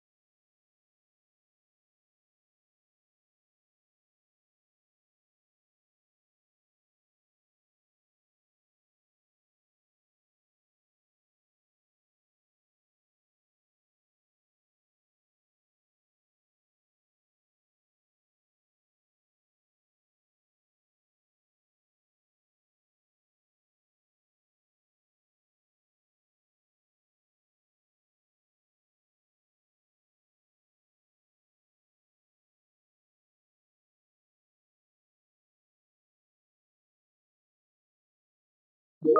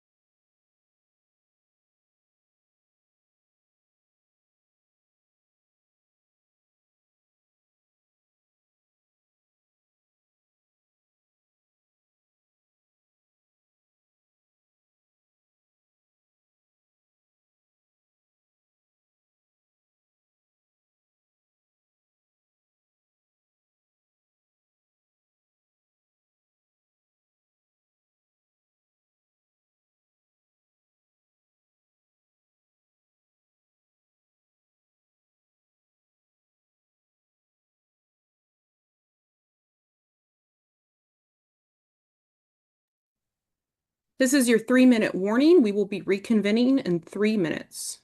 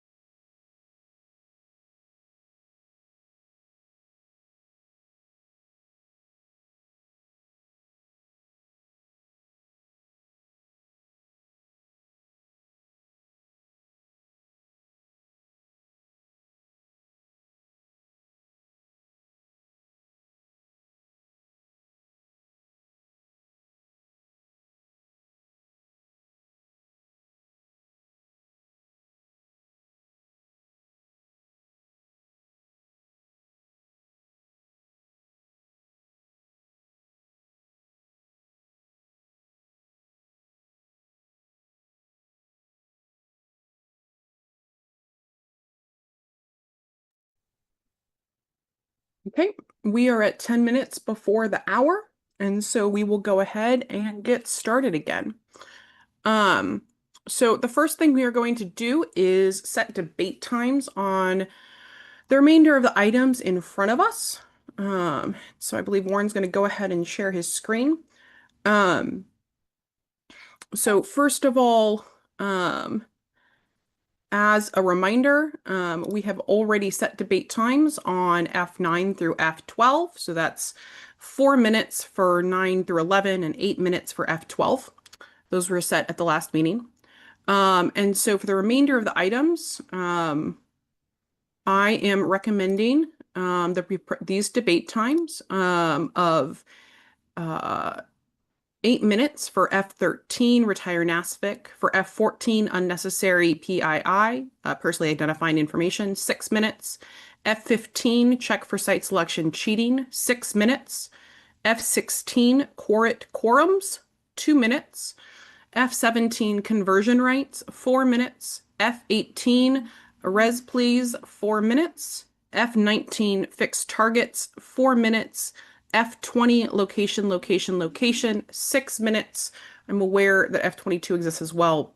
There we go. Yeah, for F22 and the false binary, 6 minutes, and F21 has already been stricken. So is there any objection to my proposed debate times? That's what's on the screen in addition to 6 minutes for in the false binary. Okay, seeing no objection, debate times are set as described. Okay, so the next item that we would move to would be F9, Hugo Award software source. However, we do have a motion to take up F12 next. So the motion has been made by Emily Bell to take up F12 immediately. Folks wishing to second that motion can raise their hand in the Zoom. As a reminder, we do need 3 seconds for motions. Okay, I see several seconds. So the motion to take up items out of order requires a two-thirds vote and is not debatable. And so we can go ahead and open the vote on moving to taking up F12 immediately. As I said, this will require a 2/3 vote. And so when the LumiTech is ready, we will open the vote on taking up F12 immediately.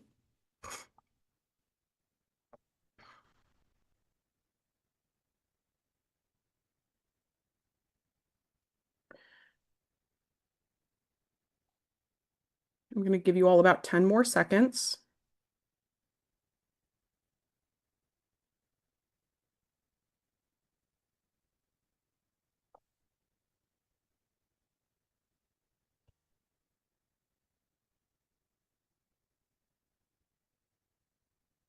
Okay, we can go ahead and close the vote with 55 in favor and, or sorry, 54 in favor and 44 against. That is not a 2/3 majority. And so the motion to take up F12 immediately does not pass. And so we are going to move to F.9, which is Hugo Award software source, found on page 39 of your agenda. Debate time for this item has been set at 4 minutes. Anyone wishing to speak to F9 can go ahead and submit a request in the speaker pool. And I'm going to recognize, oh, that person's not there. Okay, if there's anybody from the software committee who wishes to speak in favor of this motion, if you can, oh, there you are. Oh, I was searching the wrong thing. Okay, I'm gonna recognize Chris R. for a speech in favor. Thank you, Mixed Chair. Chris Rose, he, him. As the chair of the software committee, fellow members Henry Balin and Tammy Coxon to bring in extended software development expertise and Hugo administration experience. We concluded that the original text of the amended motion as proposed in Glasgow made the minimum reasonable changes to the Constitution to achieve the goal of having conventions be able to reuse the gifts that were given to previous conventions in the administration of the Hugos, while still maintaining the ability to be flexible in the face of the world changing in software. We don't think the business meeting moves at a pace that supports developing software requirements. So we believe that this is the right set of changes to the Constitution should they be accepted. Thank you. Okay, thank you. So that was a speech in favor of F9. I don't have anybody else yet who wishes to speak in favor or against. So I'm going to recognize Darren Briskman for an amendment. Darren, if you want to go ahead and raise your hand in the Zoom and we can unmute you.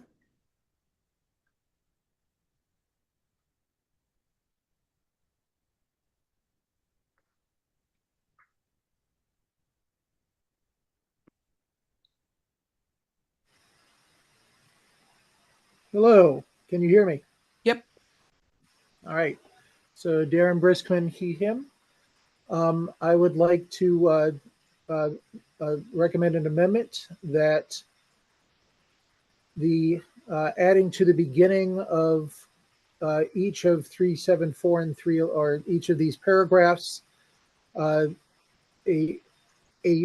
strong recommendation is made that.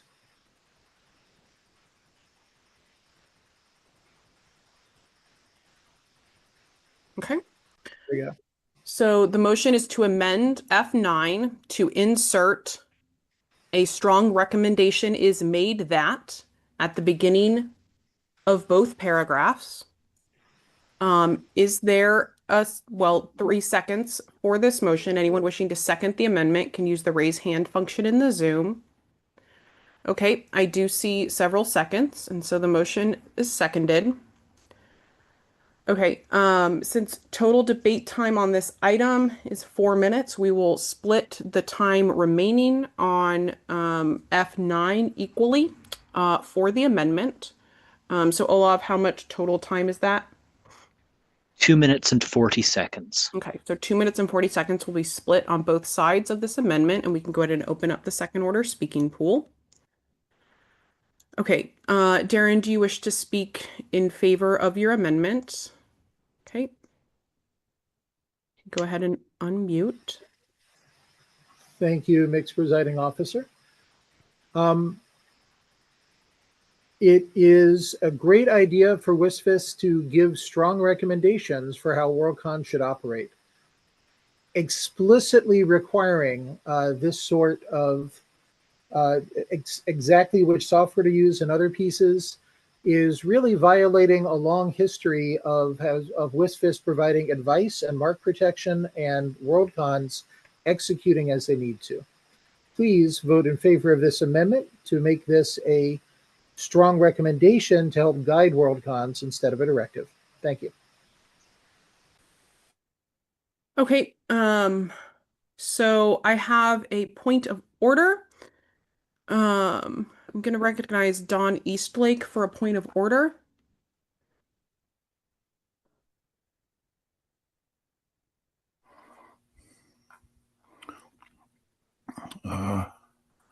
Hi, this is Donald Eastlake. I just wanted to say that this amendment appears to make the result inconsistent because there is a must later in the sentence.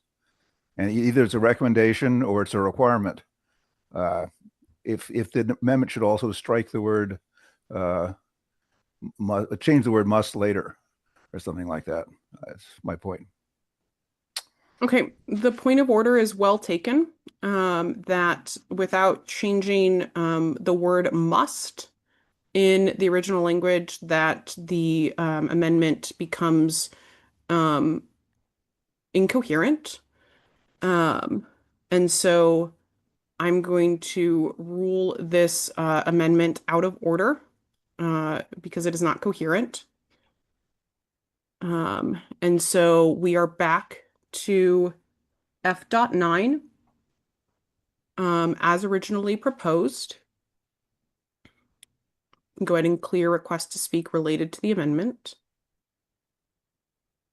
Okay. I'm going to go ahead. I don't believe, sorry, we had a speech in favor and then we had the amendment. Okay. I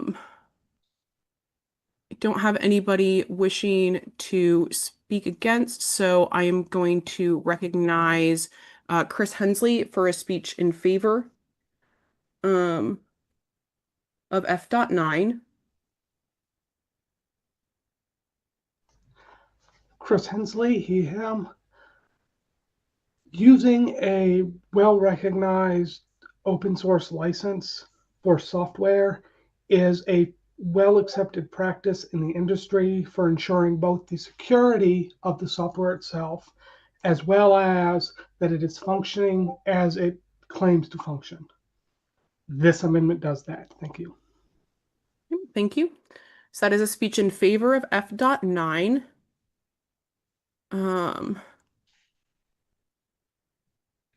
Okay, I'm going to, one moment, sorry, okay. I'm going to recognize Darren Briskman for a speech against.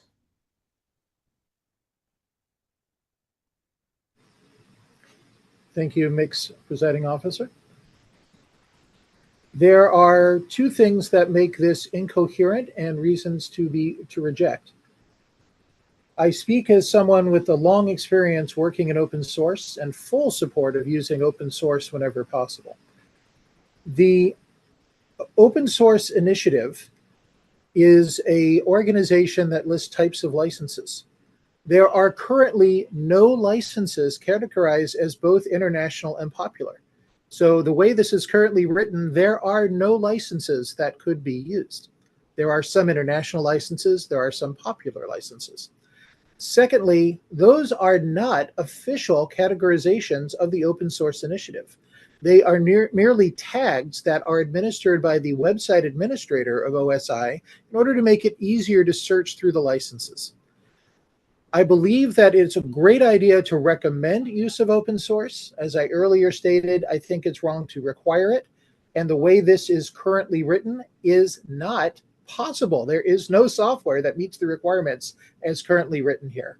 I urge everyone to vote against this, and perhaps a better recommendation can be brought forth in the future.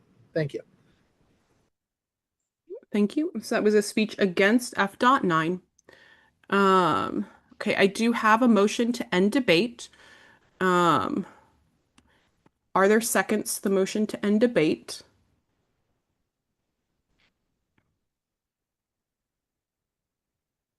Okay, I do see several seconds. The motion to end debate has been moved and seconded.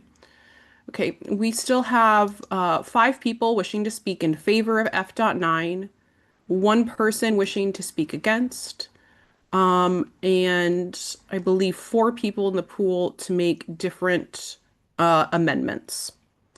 Okay, so the motion to end debate requires a 2/3 vote and is neither debatable nor amendable, so we will move to a vote.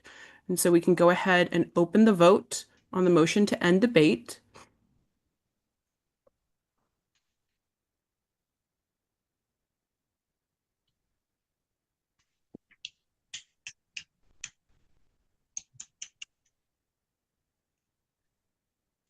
Okay, we can go ahead and close the vote with 61 in favor and 47 against. The motion to end debate fails. Olav, how much time do we have remaining on F9?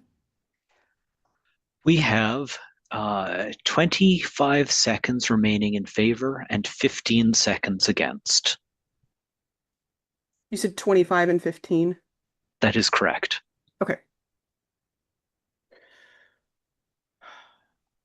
Okay, I'm going to recognize Cliff Dunn for an amendment.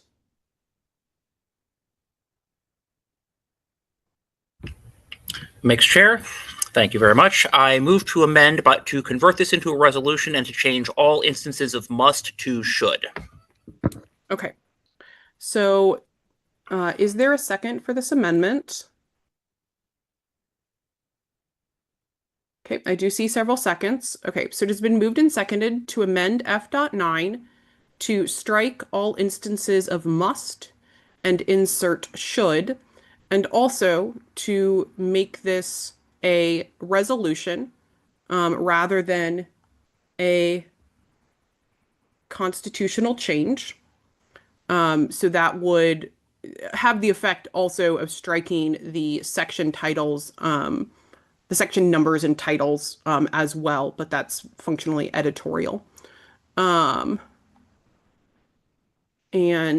Warren, are you able to change the musts to shoulds?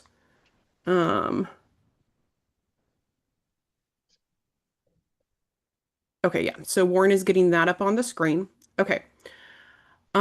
So the remaining time, Warren, there's another must after Hugo Awards, and yeah, I think in both sections, and then Yep. another must at the beginning of the next sentence. Yeah, we also have the license must be categorized in both. Yep.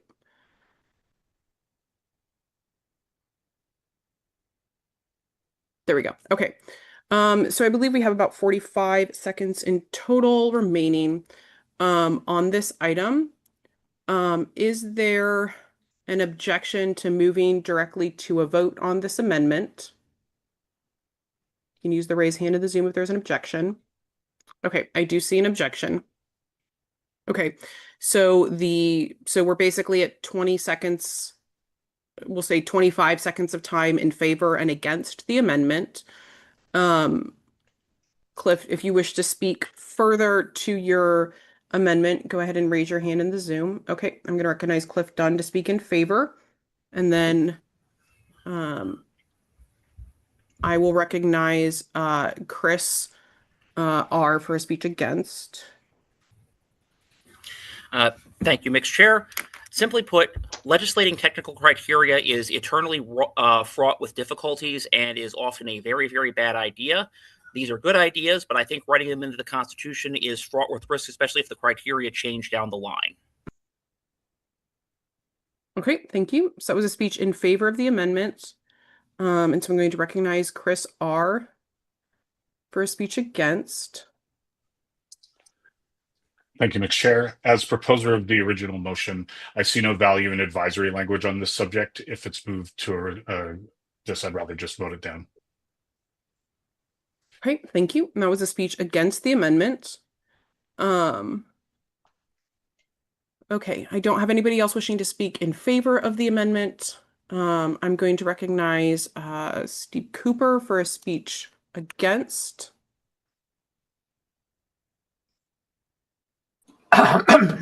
All I'll say is one quick thing. We've seen in the past just how dangerous it is to allow language that allows too much interpretation. I prefer the strong motion as we have it originally. Okay, thank you. So that was a speech against. So since we only had 25 seconds on each side for this amendment, time has elapsed for speeches against the amendment, and I don't have anybody else wishing to speak in favor of the amendment. Okay, I do have a parliamentary inquiry, I think. So I'm going to recognize Kate Secor to make sure I'm clear on what you're asking. Mixed Chair, I just wanted to clarify, if this passes, then these changes no longer go into the Constitution, but only require this year of passage to go wherever it is that they're going, right? Correct. So this is an amendment to turn F.9 from a constitutional change into a resolution. So it would no longer be adding language to the Constitution. It would just be a resolution that would go into the resolution rulings of continuing effect that is maintained by the Nitpicking and Fly Specking Committee. And F.9, both sections of it are inserting language, inserting new sections into the Constitution. And so we would just not be inserting those sections. I don't believe we would even have to do any further renumbering if it got turned into a resolution. And yes, because it would, if the amendment passes, become a resolution, it would only require a vote at this year's business meeting. Okay, we are out of time for speeches related to the amendment, to the Dunn amendment. Sorry, I think I've gotten out of the habit of being clear which amendment we're on. Okay. So we will go ahead and move to a vote on the Dunn amendment, which is to change F.9 into a resolution instead of a constitutional change and replace all of the musts with should. So we can go ahead and open the vote on the Dunn amendment to F.9. This requires a majority vote.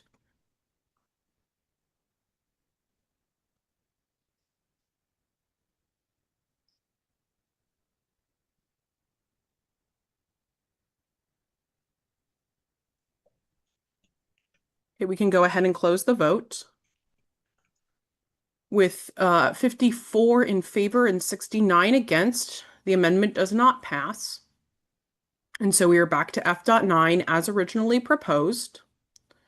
And we are out of time on F.9 since we exhausted all the remaining time on that amendment. But as a reminder, subsidiary motions are still allowed when we are out of debate time. It just means that they are no longer debatable.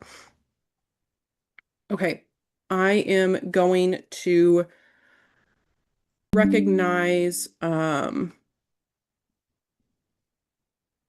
sorry, I'm going to recognize Alan Fleming for a motion.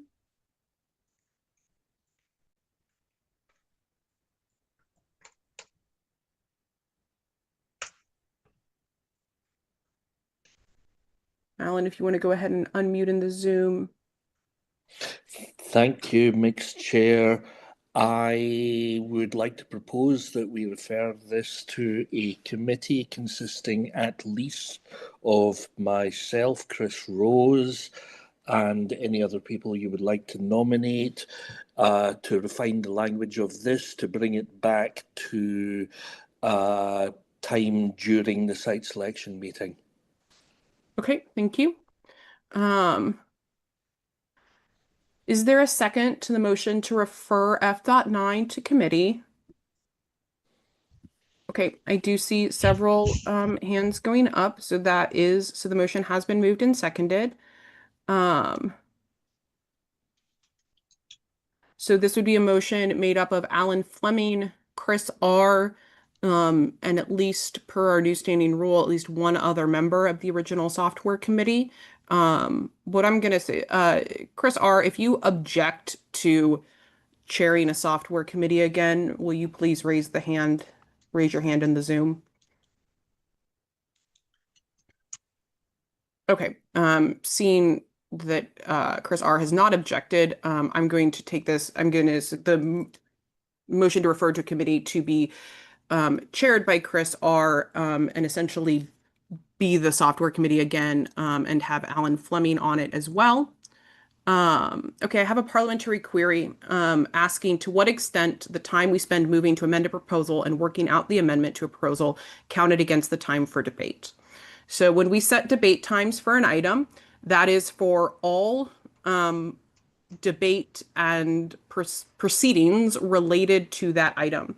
So when we take up an amendment or a motion to refer, the debate time for those subsidiary motions, those secondary motions, comes out of the debate time for the original item. So if we set a total debate time of an item for 8 minutes, and then somebody makes an amendment and we spend 5 minutes on that amendment, then we would have 3 minutes remaining for the underlying proposal after we finish handling the amendment.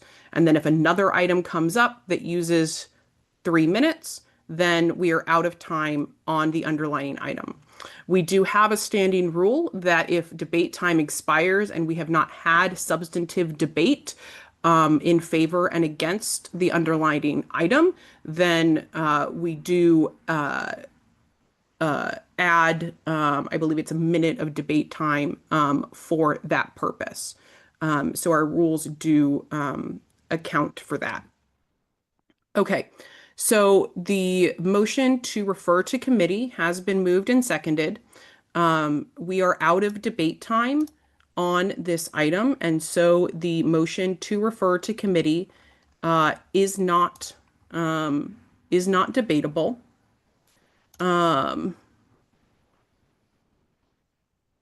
One moment.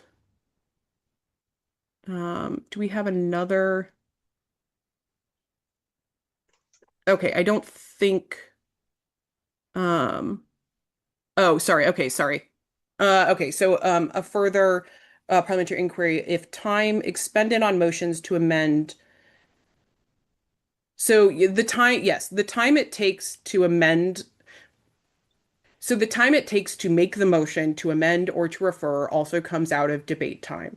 Um, Generally speaking, if you are doing a thing, then that takes debate time to do. I will also say that we are generally, and I have instructed the timekeeper this way, fairly generous in terms of like if you're wanting to do a thing and I need to communicate with you to clarify about the thing that you're doing, like we don't take that time out of debate. So if there's, if there's a little bit of back and forth of me clarifying the wording of your amendment or which committee you're wanting to refer it to, we don't take that time out of debate. Okay. They also have a parliamentary inquiry about getting assigned to the committee. So the committee would be chaired by Chris R. and include Alan Fleming and any other members of the original Hugo Software Committee that wish to serve again. And our general practice is that if you wish to serve on the committee, you can contact the chair of the committee or the business meeting staff, and we will forward your interest along. But it is up to the chair of the committee to determine who its members would be. If you wish to require a certain person to be on the committee, whether yourself or somebody else, that would require a motion to amend the referral to add that person's name to the makeup of the committee. Okay, so that should handle that parliamentary inquiry. Okay, so we are on the motion to refer F.9 to committee. And this is not debatable as time for debate has expired. Okay, there is a motion to amend the referral to committee to add Darren Briskman to the committee. Chris R., can you raise the hand if you are willing to say that you will add Darren Briskman to the committee?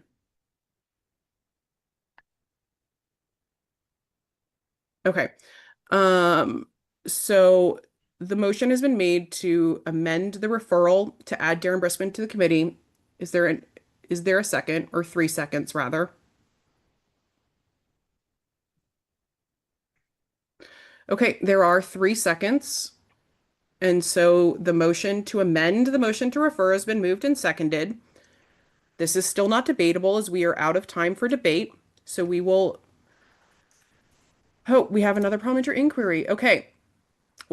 So where we are on F9, so we have the original F9 as proposed. A motion has been made to refer F9 to committee to be made up of Chris R. as the chair, Alan Fleming, and any other members of the Hugo Software Committee that wish to, or the Software Committee rather, who wish to serve again, and anybody else that Chris R. decides to add to the committee. A motion has been made to amend that referral to also add Darren Briskman to committee. So that is what is in the queue for F.9. So currently we are on the motion to amend the referral, and then we would vote on the referral. And then if the referral fails, we would be back to the underlying F.9. Okay, so we are on the motion to amend the motion to refer. It is not debatable as debate time has expired. So we will go ahead and move to a vote and open up the vote on the motion to amend the referral to committee to add Darren Briskman to the list of folks who will be on the committee. And this requires a majority vote.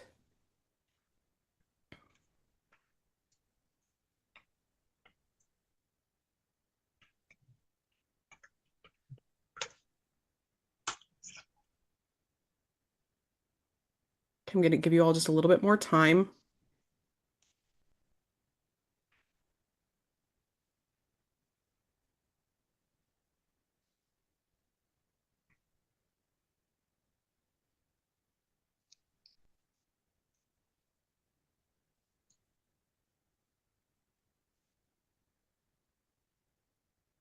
Okay, we can go ahead and close the vote.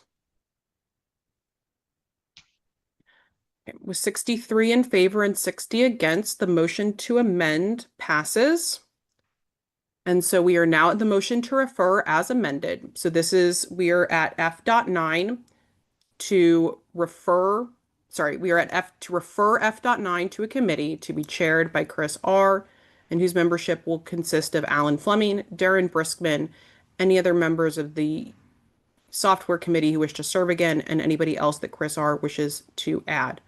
Oh, yes, sorry. My apologies for not stating that. So the motion to, so we have a point of order about the motion to amend. So the motion to amend the referral to committee was made by Cliff Dunn. I thought I had stated that. My apologies. Okay. So we are back to the motion to refer as amended. Time for debate still has elapsed. And so we can go ahead and open the vote on the motion to refer F.9 to committee. This requires a majority vote.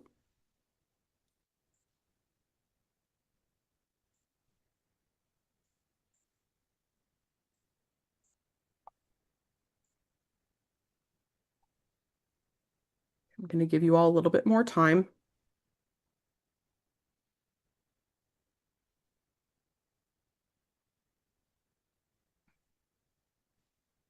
Okay, we can go ahead and close the vote. With 60 in favor and 69 against, the motion to refer fails. And so F.9 is not referred to committee. I believe that we have had debate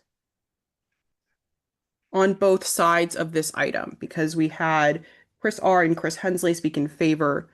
And in addition to the amendment, Darren Briskman spoke against it. So we have had substantive debate on both sides. We still have several amendments still in the pool. And so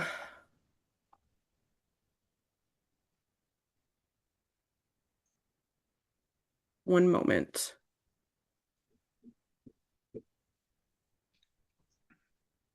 Okay.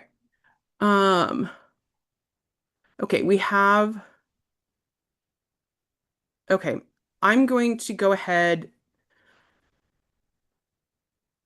Okay, I'm going to go ahead and recognize Chris R. for an amendment.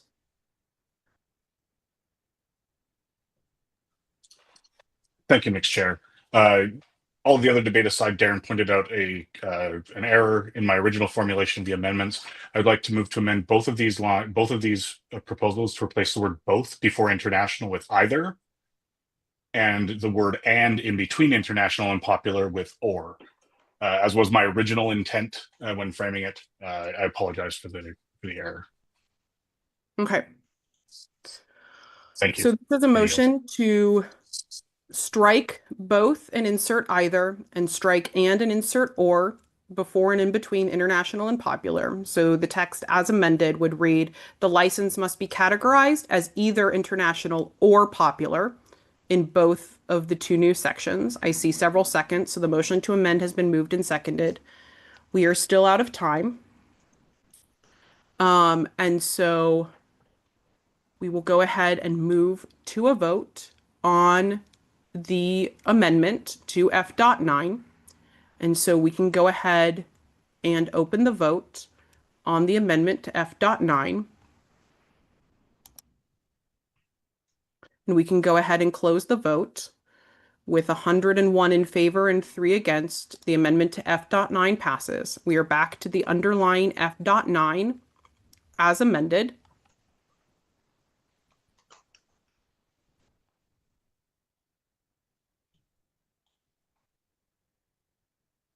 Okay.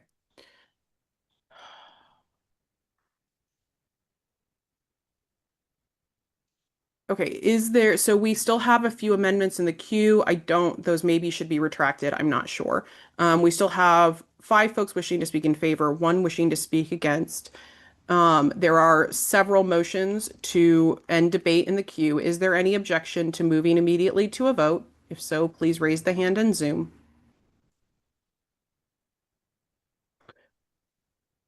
Okay, there is an objection to moving immediately to a vote. So the previous question, the motion to end debate has been moved. And I have enough people making the motion in the pool that it's also been seconded. We have 3 seconds in the pool. So the motion to end debate has been moved and seconded. And so this requires a 2/3 vote. And so we can go ahead and open up the vote on the motion to end debate.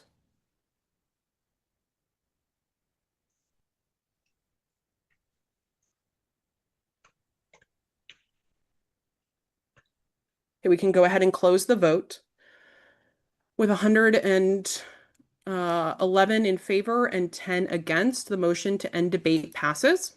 Okay, and so we are going to move to a vote on F.9 as amended. And so we can go ahead and open the vote on F.9 as amended. This requires a majority vote.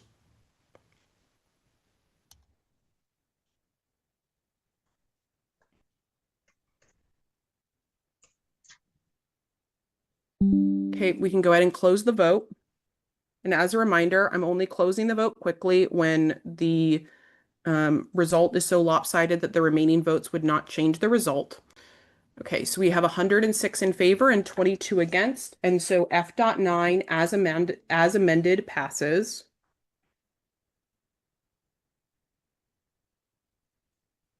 Okay.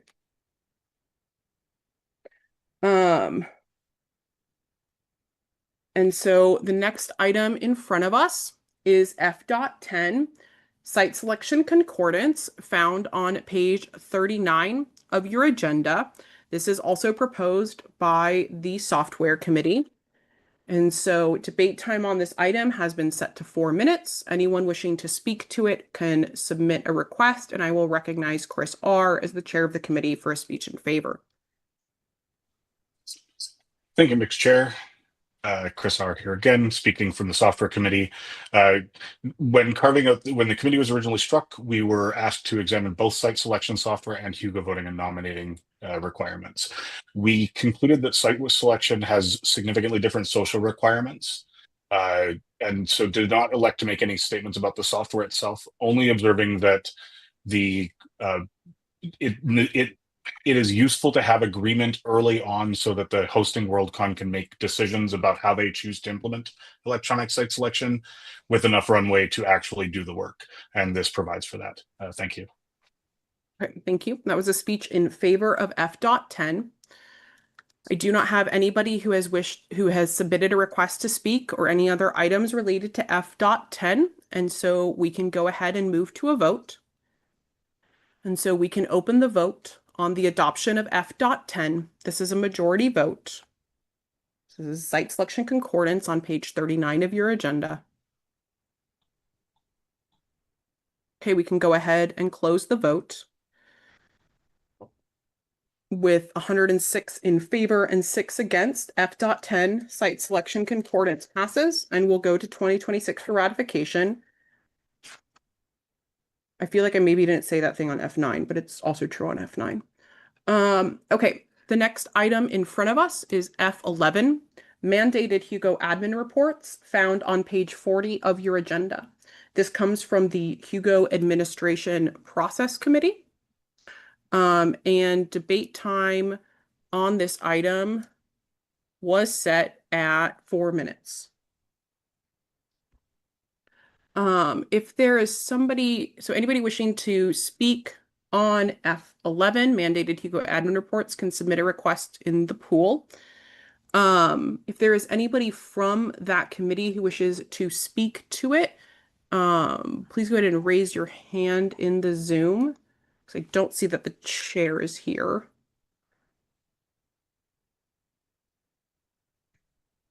Okay, I'm going to recognize Nicholas White.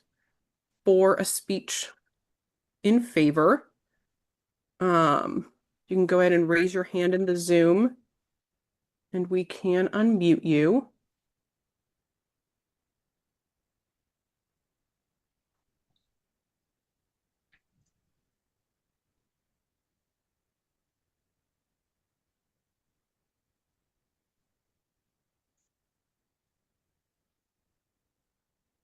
Nicholas, I believe you've been asked.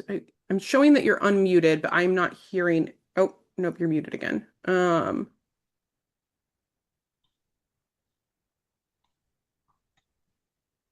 Okay, I see that Nicholas White is unmuted, but I am not hearing anything. So I think he's traveling, so there might be tech difficulties. Okay.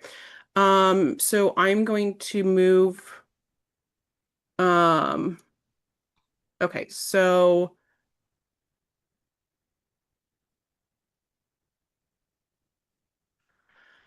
okay, so we do have an amendment. So I'm going to recognize, or I'm sorry, we do have speeches in favor. So first, I'm going to recognize Tammy Coxon for a speech in favor.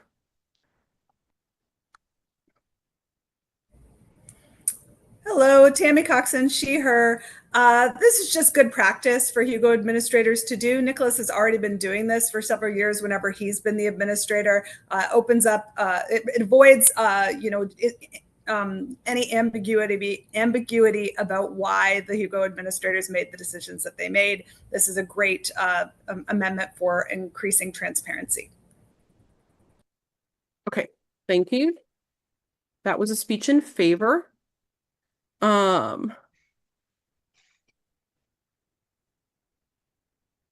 Don't have anybody wishing to speak against.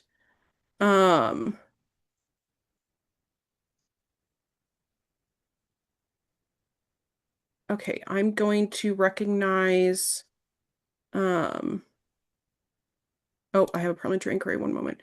Okay, so I have a parliamentary inquiry. Would this amendment prohibit the administrator from announcing disqualifications? Okay, I'm not sure I'm entirely clear on what that question is asking, so I'm going to go ahead and recognize Jerry Sullivan for this parliamentary inquiry. Jerry, are you specifically inquiring about prohibit the administrator from announcing disqualifications before the report is published? Yes, last year they announced before the voting was closed. Right. What Okay. reasons for disqualifications are people who decline nomination. And this is just talking about, after the Worldcon, and I want to know if it has any impact on what they can do sooner. Right. So let me just reread it to make sure I'm confident. So no, my understanding of this language is that no, it would not prohibit the administrator from announcing a disqualification or other information earlier. It just mandates that they must announce it after when the reports are published. Okay, thank you. Okay.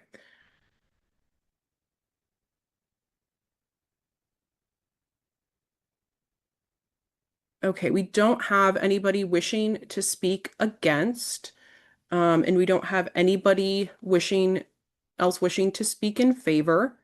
I do have several motions to end debate on F11.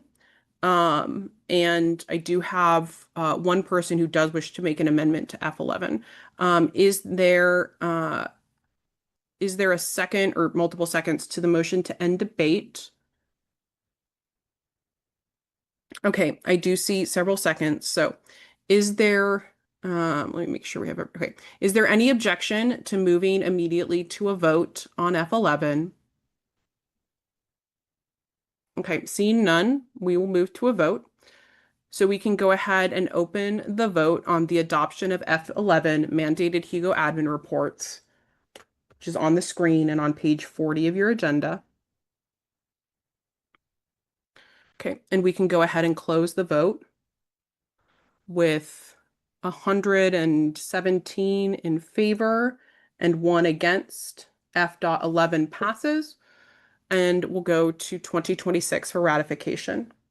Okay, the next item ahead of us is F12, the Speculative Poetry Hugo Award, which can be found on page 40 of your agenda. Debate time on this item has been set at 8 minutes.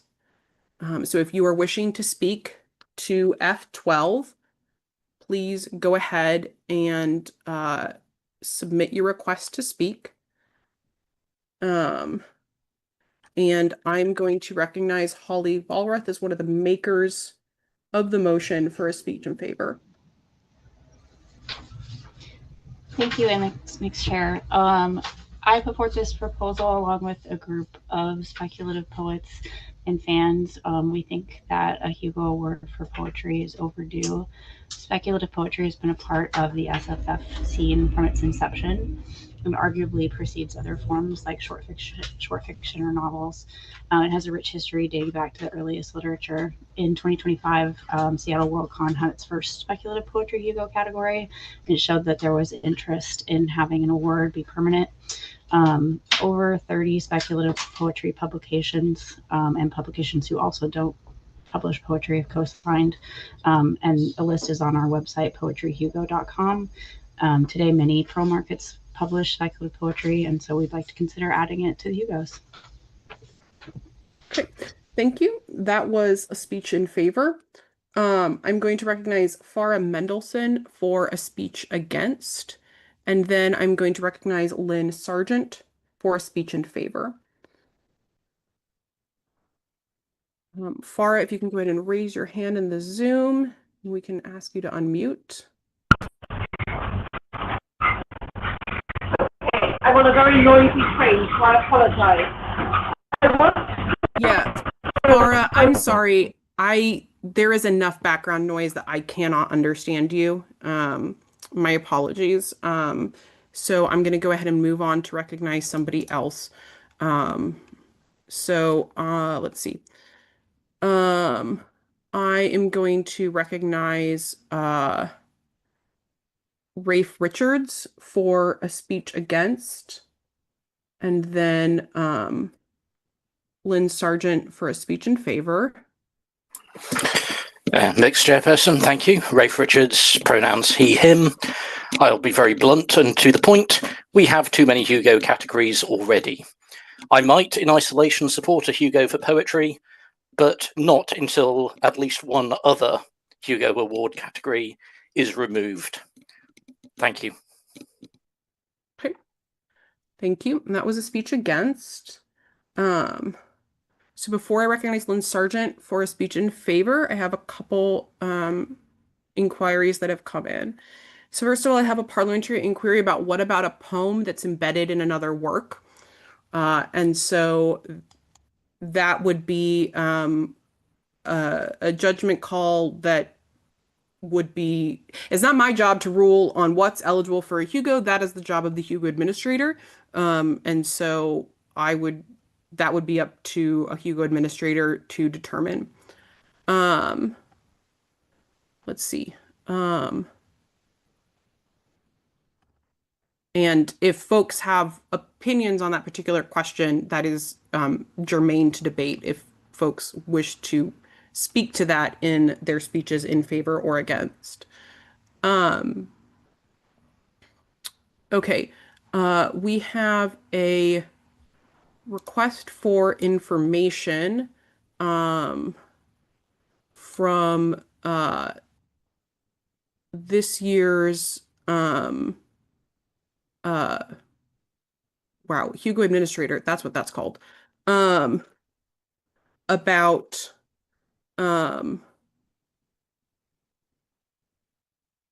sorry, I clicked away. About the number of individuals or members who nominated in this category. If somebody on this year's Hugo administration team is present and would like to answer that question, you can raise your hand in the chat, or if one of my staff wants to copy and paste. Okay, there we go. Okay, I can't answer that question. It was just going to be whether we could get it from a Hugo admin or from my staff copying and pasting first. So the nominating data that was released in the announcement is that there were 219 nominating ballots cast for 266 nominees, with the finalists range from 11 to 26 nominations. So that is the answer to the information about the nominating data for this year.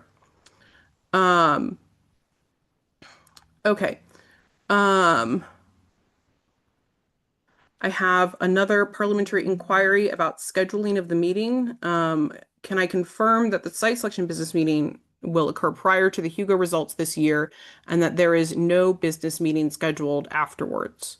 That is correct. So the site selection meeting is scheduled for, you know what, okay, the Hugo Award ceremony is Saturday night. Somebody in chat tell me if I'm correct.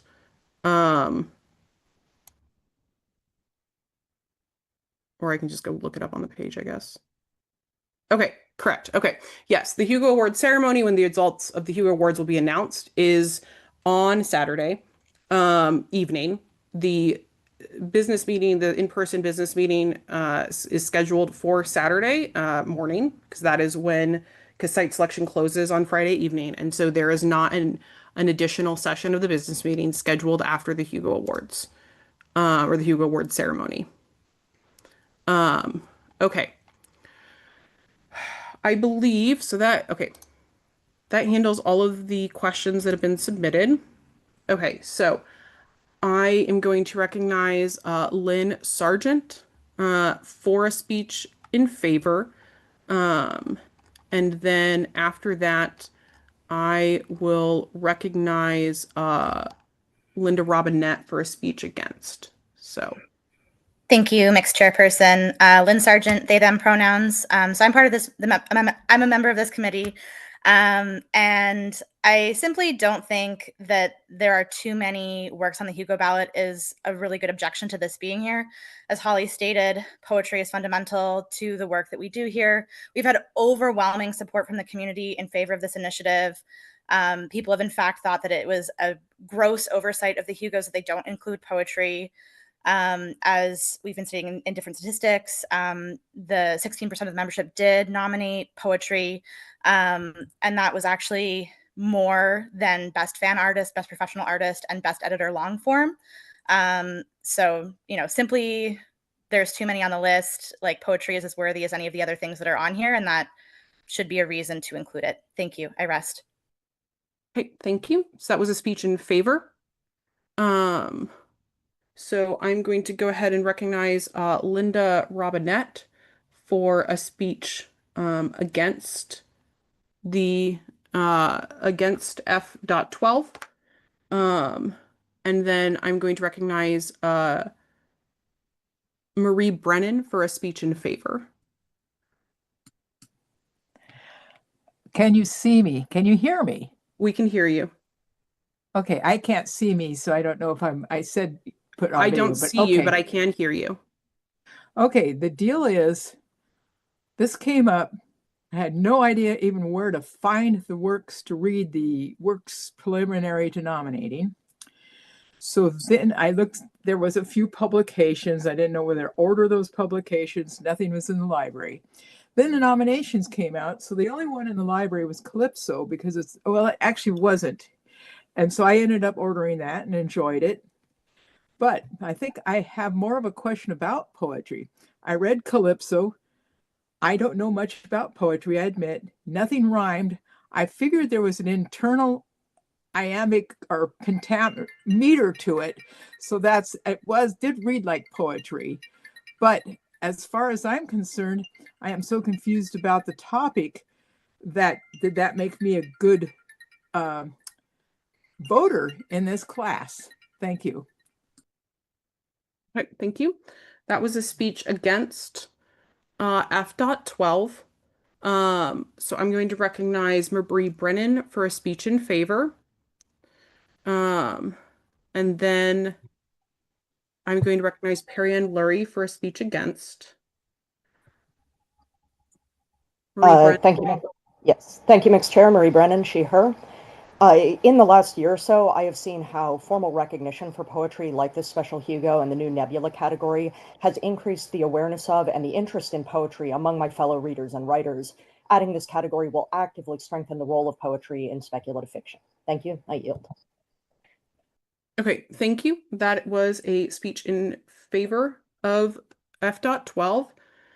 So I'm going to recognize Perry Ann Lurie for a speech against, and then Brandon O'Brien for a speech in favor. Perry Ann Lurie.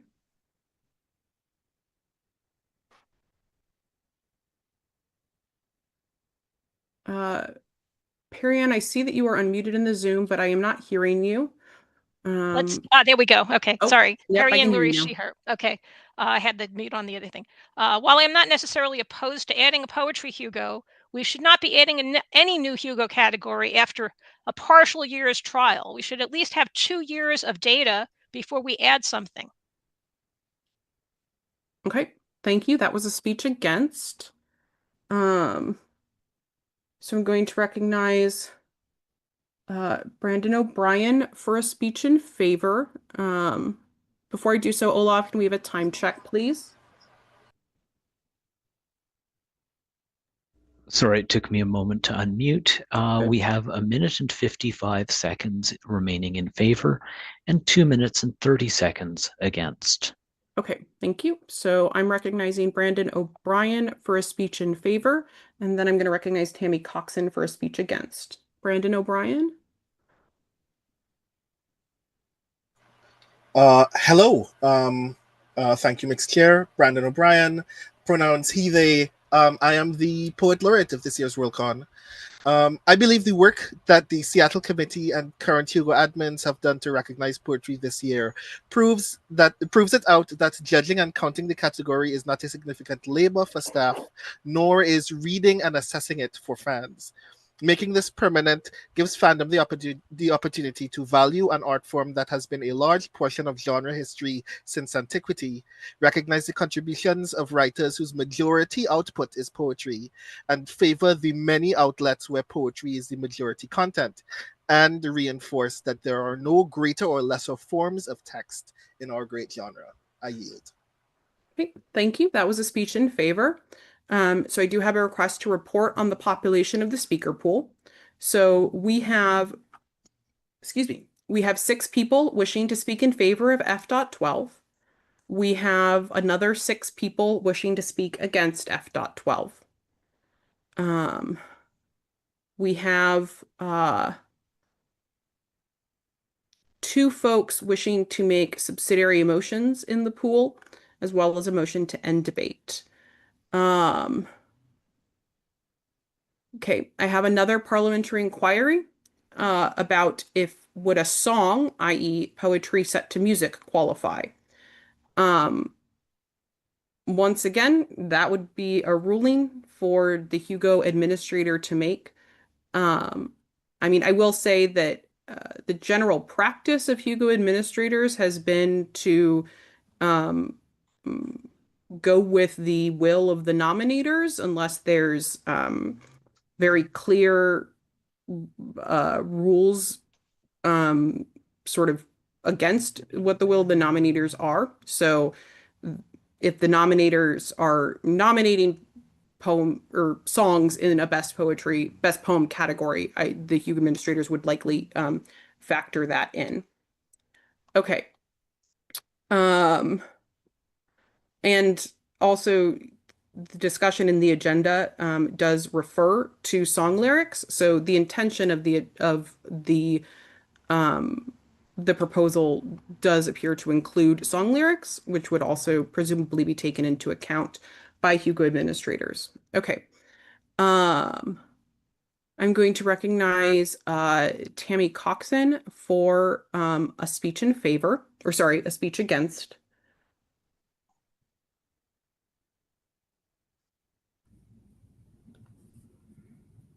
Tammy Coxon, she, her. Speaking as a Hugo administrator, while I'm not necessarily opposed to adding a poetry Hugo, this is premature. We shouldn't consider doing this until the long list for this year's Hugos has been released. Raw nominating numbers are insufficient to determine the viability of a category. Length of the long lists, other details that come out in that data are equally important, if not more important. So I would encourage us to do whatever is constitutionally necessary to move this to next year, just to defer consideration of it to next year's agenda. Okay, thank you. That was a speech against. I'm going to answer the sort of implied parliamentary inquiry, which is that as this is the first year that this has been submitted, the sort of easiest way to bring it up for consideration next year would be to defeat it outright and have it resubmitted next year. Nothing precludes it from being resubmitted next year if it's voted down this year. Other things like referring it to a committee to report back next year would also have the same effect. Okay. Okay, I have several motions to end debate that are in the pool. So are there seconds to the motion to end debate? Okay, I do see several seconds. And so the motion to end debate has been moved and seconded. So the population of the speaker pool is largely unchanged, but we have 7 people still wishing to speak in favor, 5 people still wishing to speak against, and it looks like 2 different, 1 motion to refer and 1 motion to amend. Okay. Is there any objection to moving to a vote on F.12? If so, raise the hand in the Zoom. Okay, I do see objections. Okay, so the motion to end debate has been moved and seconded.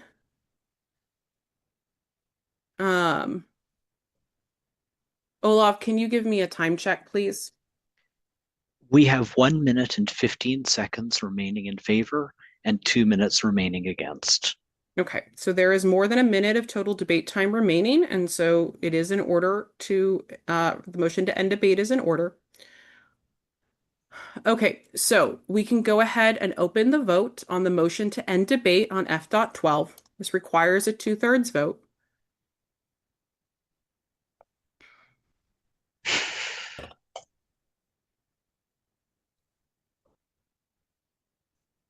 I'm going to give you just a little bit more time.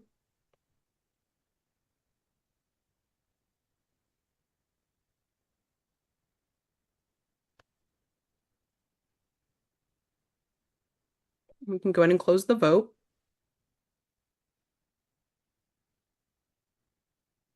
With 82 in favor and 37 against, that is a 2/3 majority, barely. And so the motion to end debate passes. And so we will move to a vote on the adoption of F.12. And so we can go ahead and open the vote on the adoption of F.12. This requires a majority vote. This is F.12 Speculative Poetry Hugo Award, found on page 40 of your agenda.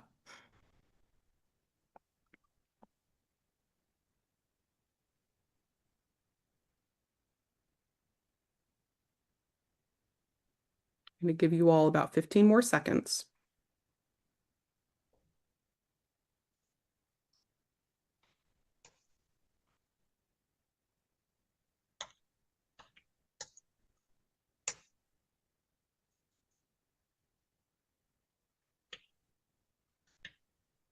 Okay, we can go ahead and close the vote. With 74 in favor and 62 against, F.12 passes, and so will be sent on to 2026 for ratification. Okay, go ahead and clear everything related to F.12 from the speaking pool.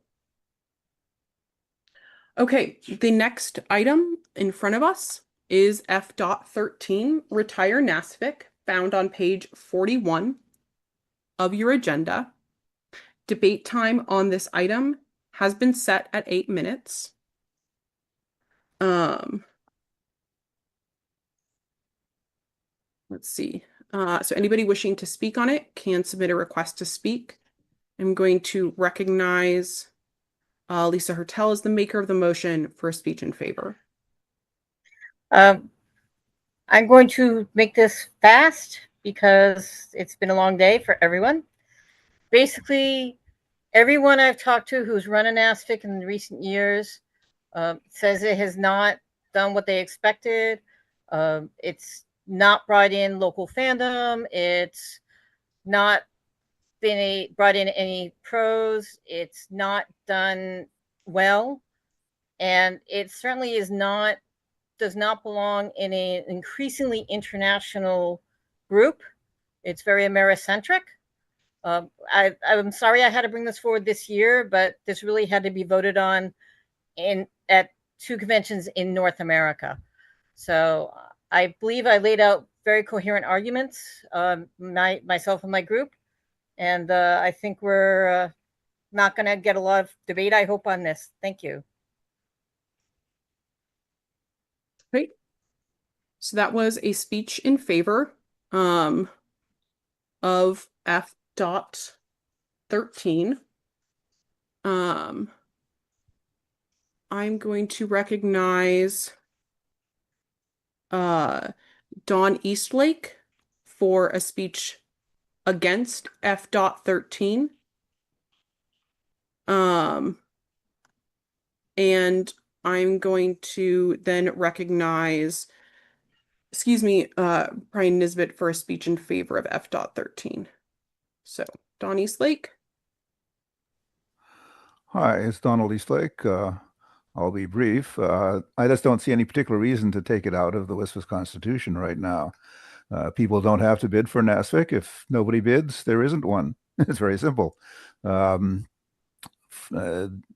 is a thing which some people have found useful. People have bid for. They've held conventions.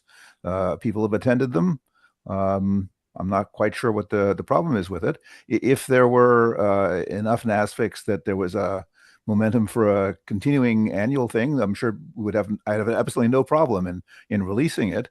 But as it is, it only happens when the Worldcon is overseas, which has been gradually growing and is now around 40% of the time, averaged over a reasonably large window. So I just don't see the harm of leaving it there. Okay.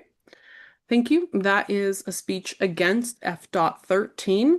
So I'm going to recognize Brian Nisbet for a speech in favor of F.13, and then David Guan for a speech against. Thank you, Mixed Presiding Officer. So it feels strange to say this is a European, but I'm a huge fan of North America having a national convention.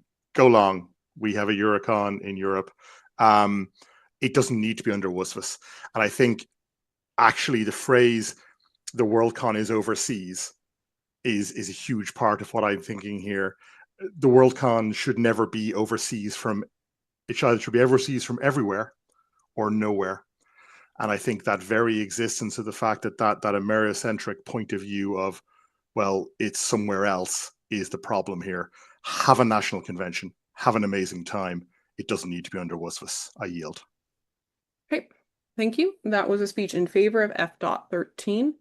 I'm going to recognize David Guan for a speech against. And then I will be recognizing Dave Wallace for a speech in favor. Thank you, Mixed Chair. Me personally, as an American, I don't see where the issue is presenting, and I do appreciate the increase in the international conventions, but please recall that historically, the Worldcon started in the US and continued that way for about the first 10, if I'm remembering the long list correctly. But there's no need to take action to take this out of the Constitution, short of movement within North America to put up something regular like Eurocon. I yield. Thank you. So that is a speech against F.13. So I'm going to recognize Dave Wallace for a speech in favor of F.13. I don't have anybody else wishing to speak against. And so after that, I will recognize Patrick Malloy for a speech in favor of F.13. David Wallace or Dave Wallace? Yes, thanks. I think that a lot of the impetus behind this came out of the motion at the Chengdu convention that said, hey, there should be an Asian convention, and WSFA should run that in the years when it's not in Asia.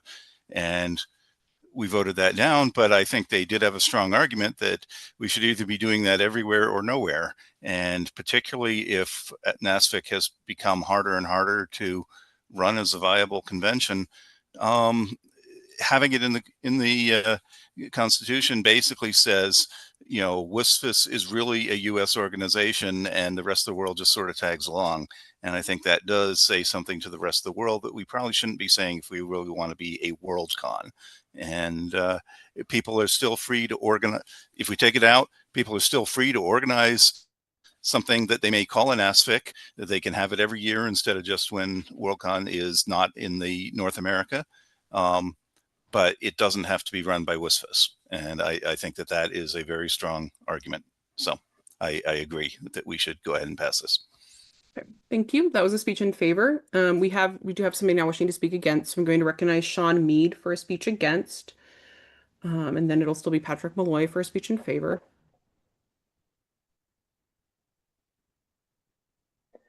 Hi, thank you. I've been to 3 NASFICs. I think they're very useful. I think Worldcon is in a very brittle position, has been for some time. And I think if we cut out NASFICs, that's going to be to the detriment of Worldcon. Most of the Worldcon members come from the US. And I think without that continuing tendon, that stretch, that connection back and forth in those years when it's not physically present, I think it's going to damage the long-term viability of the Worldcon. Yield. Okay, thank you. And that was a speech against F.13. So I'm going to recognize Patrick Malloy for a speech in favor of F.13. And then I will be recognizing Tammy Coxon for a speech in favor if I don't have another speech against. Thank you, Mixed Chair. Can you hear me? Yep. Okay. Although I have attended and enjoyed multiple NASFICs over the years, my first one back in 1979, I've always thought it strange that WSFIS is essentially sanctioning a competitor to its own Worldcon. I'm not sure how overseas conventions feel about that, about having a sanctioned competitor. And I would be just fine with having as one of the previous speakers said, having a national convention or North American convention, but I don't think WSFIS should continue to be sanctioning that. You. Okay, thank you. That was a speech in favor of F.13. Still don't have anybody wishing to speak against. So I'm going to recognize Tammy Coxon for a speech in favor. But before that, can we please get a time check? We have 40 seconds remaining in favor and 1 minute and 45 seconds remaining against. Okay, thank you. I do have a point of order. Let me look at this. Okay. Okay, so I have a point of order about there being okay, the point of order is well taken. So that a point of order from Cliff Dunn that when there are amendments in the queue, they should be recognized if there's not also a speech against. And thank you for that. I just got confused on where we were in the order of things. Okay, so since we don't have anybody wishing to speak against, before I recognize Tammy Coxon, I'm going to recognize, let's see, Gary Blogg for an amendment.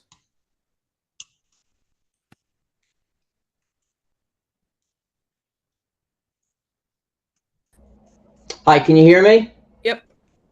I want to strike the entire paragraph of further moved that upon the ratification of the changes in the first section of this motion to direct the Mark Protection Committee to take the necessary actions to abandon the NASFIC service mark.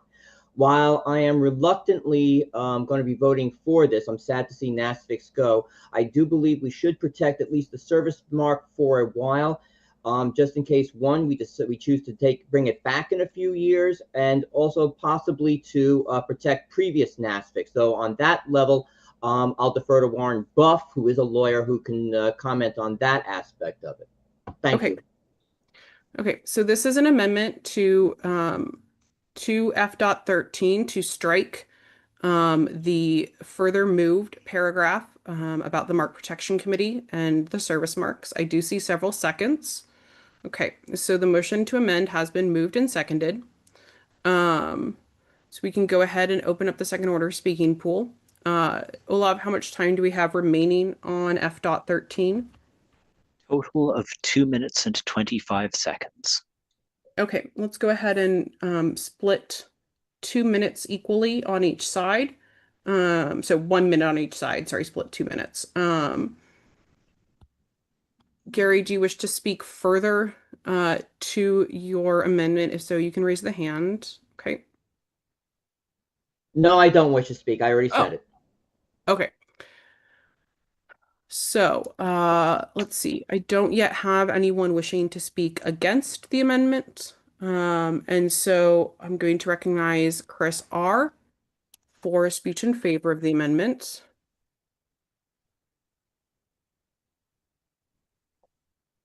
Thank you, Mr. Chair. Chris R. He, him. I agree with Gary that retaining the mark for at least the range of time where we can justifiably do so under trademark law is advisable on the off chance that the business meeting chooses to reconsider in the future, or we can choose to hand off the mark to an interested party going forward. I think we should adopt this amendment. Thank you. Okay, thank you. So that is a speech in favor of the amendment. I still don't have anybody wishing to speak against. And so I will recognize Cliff Dunn for a speech in favor of the amendment.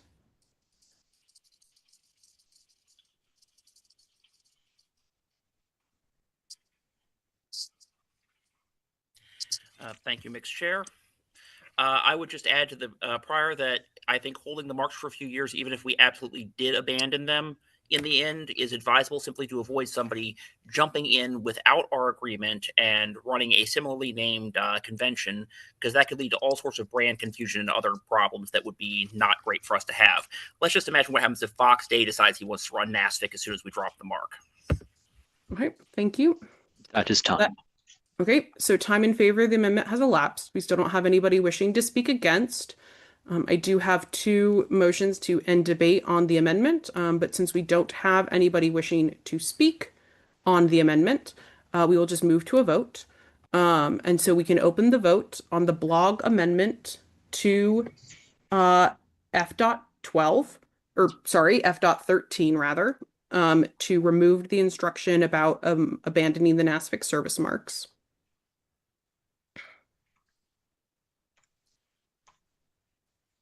Okay, and we can go ahead and close the vote with 94 in favor and 111 against. The motion to Sure, that is amend, 11 against, not 111. I don't know why I keep adding extra hundreds in front of things. I've done that, I think, every meeting. Sorry, 94 in favor and 11 against. The motion to amend passes, and so the paragraph that starts further removed about abandoning the NASFIC service marks is struck from F.13. So we had 2 minutes and 25 seconds remaining before the amendment, and so we used a minute of that. Okay, I'm going to recognize Tammy Coxon for a speech in favor of F.13.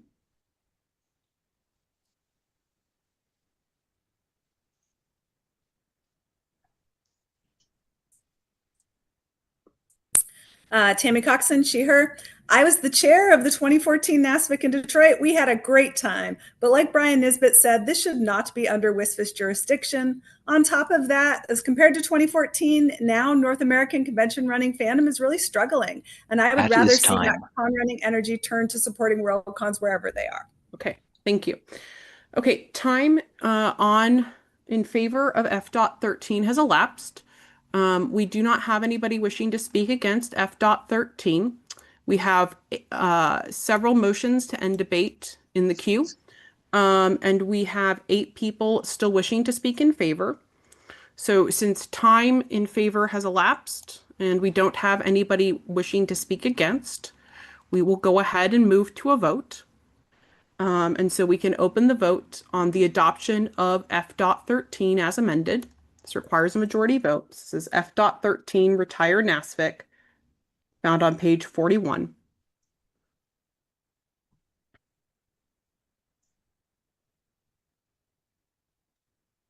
Okay, and we can go ahead and close the vote. With 109 in favor and 14 against, F.13 as amended passes, and we'll go on to 2026 for ratification. Okay. The next item that we have is F.14, unnecessary PII, which is found on page 44 of your agenda. Debate time on this item was set to 6 minutes. And so I'm going to recognize Alan Bond as the maker of the motion for a speech in favor of F.14, and anybody else wishing to speak to it can go ahead and submit your request. Thank you, Mixed Chair. Alan Bond, they, them. I speak to get rid of unnecessary PII for a number of reasons. One, addresses are not a good marker of personhood whatsoever. There are many people that are unhoused in this world, and there are many people whose domiciles don't include addresses that are recognizable by other people's cultures. It speaks to part 2 as well.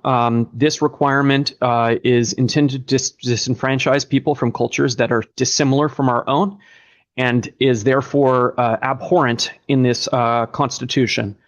Part 3 is that it makes administering WSFIS much more difficult, and this PII is a liability that we would be better off not having. Thank you. I cede my time. Okay, thank you. So that was a speech in favor of F.14. Okay, I'm going to recognize Don Eastlake for a speech against. And then I'm going to recognize Tammy Coxon.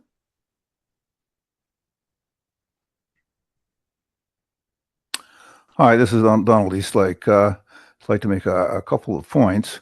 One is that I really think pretty much everybody can find a postal address. It doesn't say residence address. You know, it could be if they don't want their residence address, they can use a address via a place of work if they're employed, or via some place that will hold mail for them or anything like that. So I don't think it's really a substantial barrier for anybody. I'd also like to point out that the enforcement of this would have caused Chengdu not to be selected. There were 1,591 ballots for Chengdu that did not have a postal address, even though traditionally that had always been required. And that was most people thought that the Constitution meant before this was added as an explicit requirement. I would point out that the DISCON 2 business meeting in 2021 voted that that was in fact the requirement, and that the amendment to explicitly insert postal address was passed at the Chengdu business meeting, even though they wouldn't have been selected if that had been there, and ratified in Glasgow. So 3 business meetings out of the last 4 have voted in favor of requiring a postal address.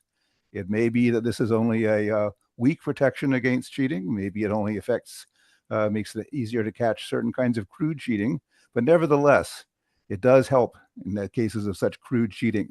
And this requirement should definitely be retained in the Constitution. Okay, thank you. And that was a speech against F.14. I'm going to recognize Tammy Coxon.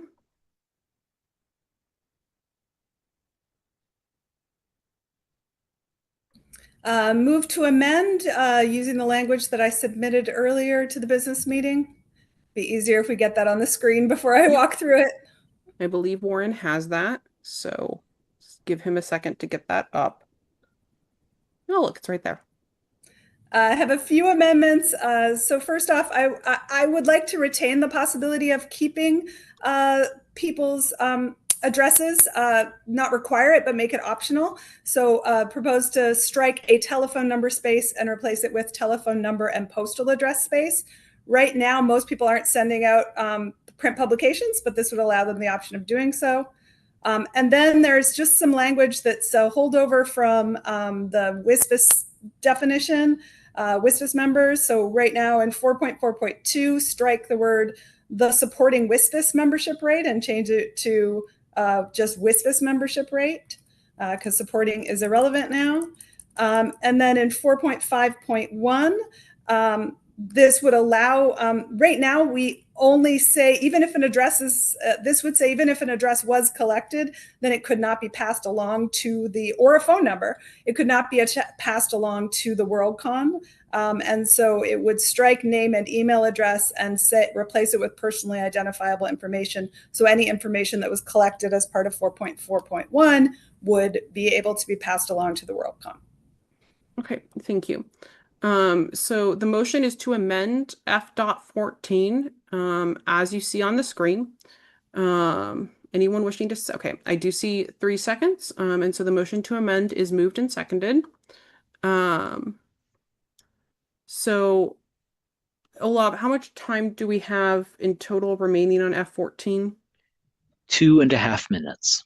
Okay, so we'll go ahead and split 2 minutes for the amendment. So a minute in favor and a minute against. Anybody wishing to speak to the amendment can go ahead and submit that, and we'll use the second order speaking rule or speaking pool. Do you wish to speak to your amendment further? Okay. So let's see. Okay. I'm going to recognize Kendall Bullen for a speech in favor of the Coxon amendment to F.14. And then I will recognize Alan Fleming for a speech against. Thank you, Mixed Chair. Can you hear me? Yep, you're good. I want to speak in favor of the Coxon Amendment. The first change is exactly what I was thinking when I was rereading this, of putting the may include.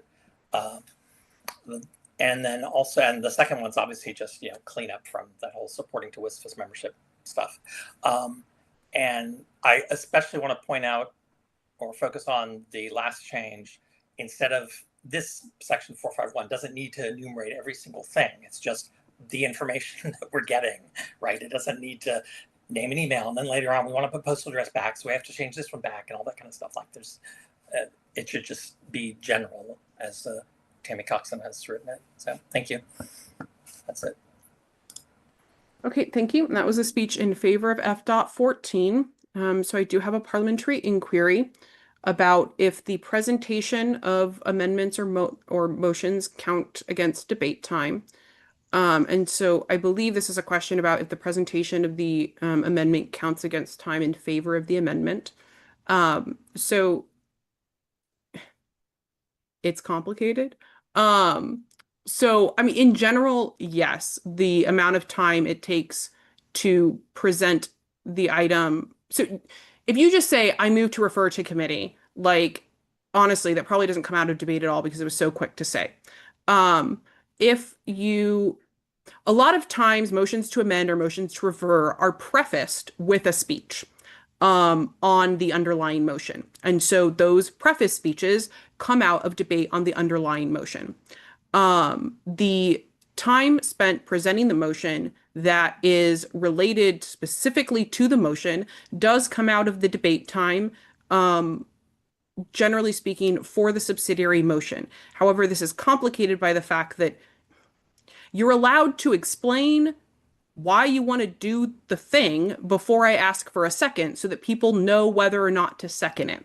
So this is one of those areas where we tend to be fairly generous on how we account for the debate time, because we want to make sure that people have the ability to communicate the information that they need to communicate to the body in order for folks to know whether or not they want to second the motion that is made.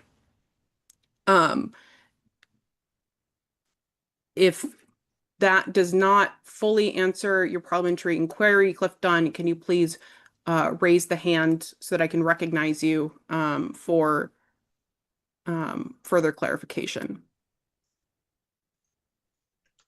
Okay, not seeing that. I will go ahead and recognize Alan Fleming for a speech against. the motion, or sorry, the amendment.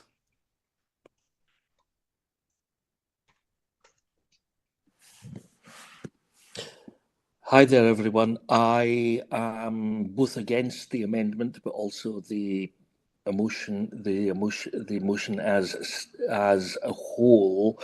It starts with unnecessary PII and then carries on to mandate the inclusion of an awful lot of personally identifiable information. As a data privacy professional, I see that this is problematic both under CCPA in California, the GDPR, many other states' privacy acts. We should not be collecting PII, if at all possible, because that is time. Right. Thank you. So time to speak against the motion to amend has elapsed. Okay. I have several folks wishing to make a motion to end debate on the Coxon Amendment. Not quite enough that it's fully seconded. So if those wishing to second the motion to end debate, okay. The motion to end debate on the Coxon Amendment has been moved and seconded. I don't have anybody else wishing to speak in favor of the Coxon Amendment. I have one person wishing to speak against, and one subsidiary motion that I believe is to divide. Is there an objection to moving directly to a vote on the Coxon Amendment? If so, raise the hand in Zoom.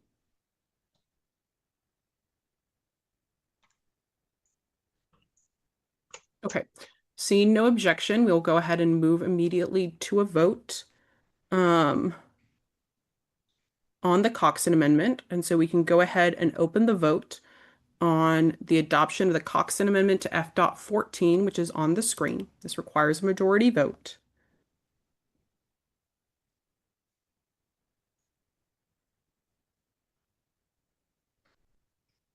Okay, and we can go ahead and close the vote. With 79 in favor and 31 against, the amendment passes. And so F.14 is amended as on the screen. Warren is going to have to do a little bit of formatting trickery to make it clear what all is being added here. So we're just going to understand that and watch him do that live because that's super entertaining. Olav, how much time is remaining on the underlying F.14?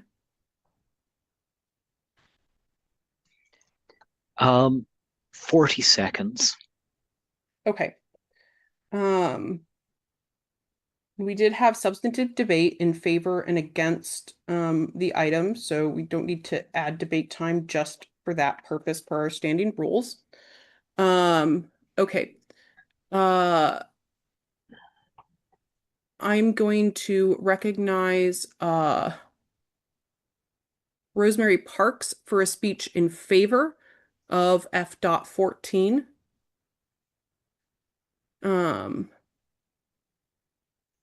Oh, never mind. I believe I'm going to recognize Rosemary Parks for a speech, and we'll find out if it's in favor or against.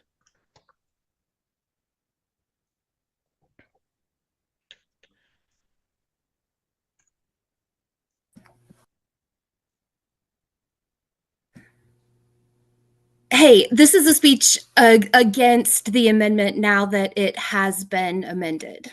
Okay. Go ahead. So the thing that I'd like to point out is we don't take any action to confirm. Okay. How much time? Gonna go ahead and give you like 15 seconds to complete your speech, Rosemary. That's okay. Thank you. We don't take any action to confirm the information, which renders it useless, irrelevant for verifying any kind of personhood. Okay.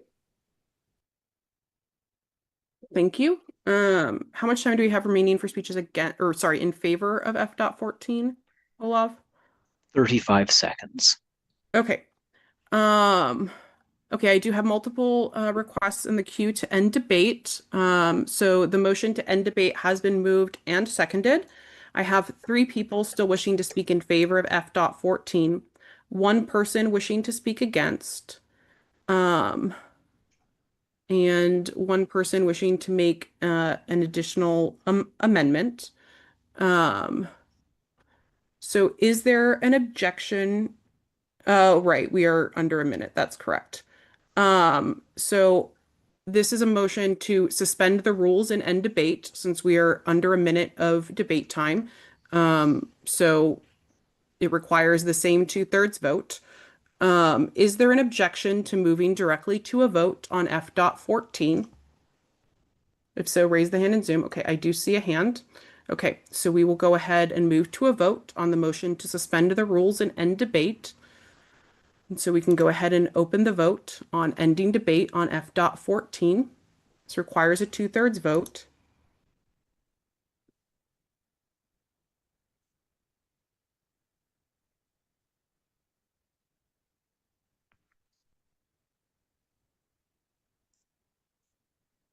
Okay, and we can go ahead and close the vote.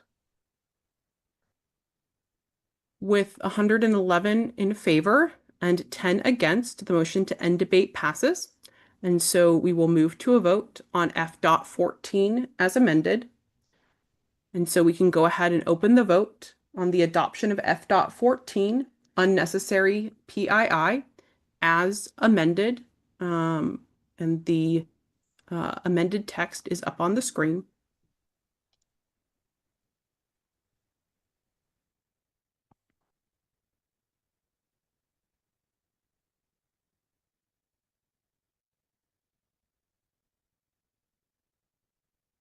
Okay, and we can go ahead and close the vote with 100 in favor and 25 against.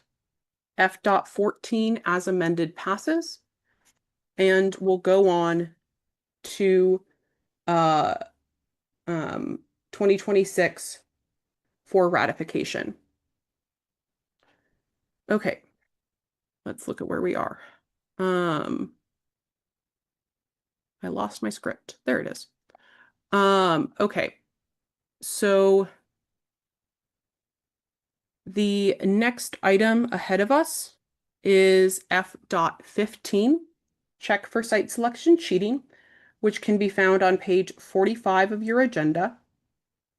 Debate time for this item has been set at 6 minutes.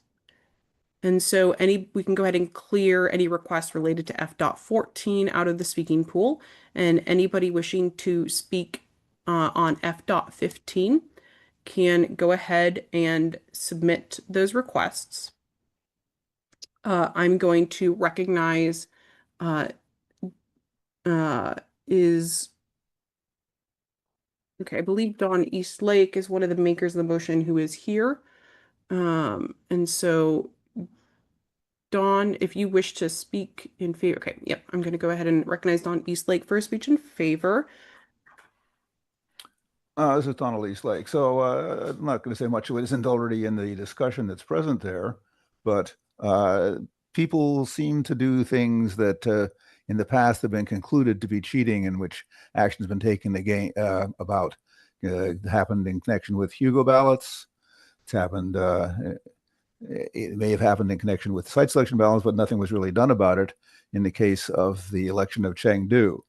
In particular, among other things, all of the proposers of this motion can testify that we were on the site selection staff, or Tim Sachel was actually the head. At DISCON 2, we saw the ballots, and there was block after block of 20 or 24 or so voters purporting to be from Chengdu with sequentially issued email addresses. Chinese email addresses are kind of different from Western ones. Western ones typically are unique and have names in them. Many Chinese ISPs issue numeric or alphanumeric fixed length kinds of user IDs. And these were email addresses was counted up in a subfield. Now, all these arrived in an enormous avalanche of emailed PDFs at the last minute. And basically, if you allow people to vote, not people present, but people to submit ballots remotely one way or the other at the very last minute, then there's really no chance to check even for crude cheating, and no chance to decide what to do if you believe there is or is a reasonable chance, or a reasonable person would conclude that there was cheating. So it's not necessarily that convenient to require this earlier submission. And of course, there's never a problem with people who submit their ballots in person, but an earlier submission for stuff that's submitted by some form of mail or courier or whatever is really necessary if you want to have any protection, even against relatively crude cheating. And there were over 1,000 of these questionable ballots, and they are the reason that Chengdu won the site selection. So I urge people to vote in favor of this, so we will have some protection against this sort of thing in the future. Okay, thank you. That was a speech. Jesse, you've gone on mute. Thank you. I don't know why I keep getting muted. Okay. That was a speech in favor of F.15. I have several high priority items that have been submitted. So first, I'm going to recognize Tammy Coxon for a parliamentary inquiry.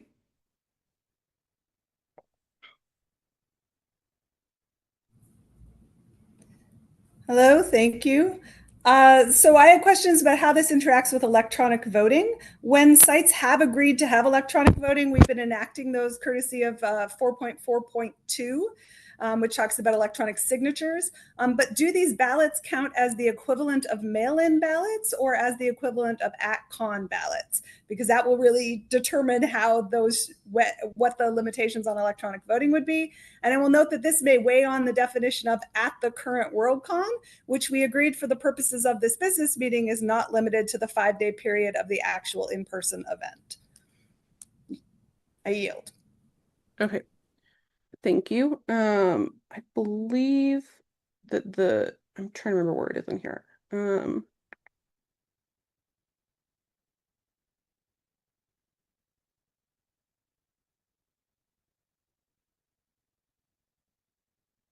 So based on the text of the discussion, my understanding is that the intention of the motion or of the proposal is that electronic votes would be considered mail-in ballots under this provision. However, so I'm going to be clear right now, I'm not ruling this as a parliamentary inquiry. My opinion as the presiding officer is that I'm not sure it's clear. If I had to pick one or the other, it would be that electronic votes would count as mail-in under this proposal.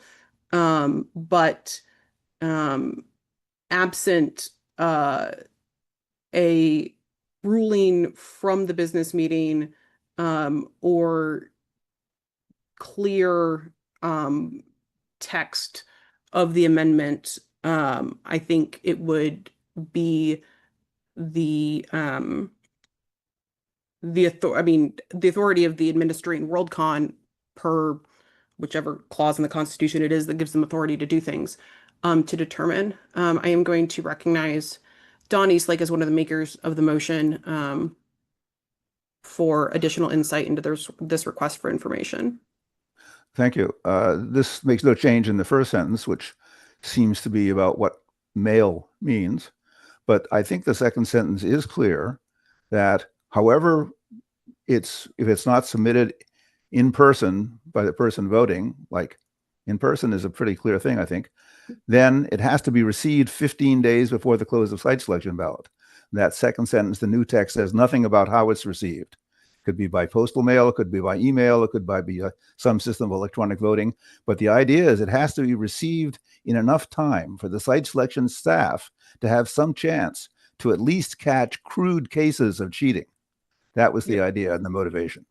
Okay, thank you. And yeah, so sorry, I got myself confused because of how the question was phrased. And so yeah, upon reading it again, yeah, so the text is quite clear that it's not saying that mail-in ballots received later are no preference. It's saying that ballots that are not submitted in person before that 15 days are considered no preference. And so that would definitely include electronic votes.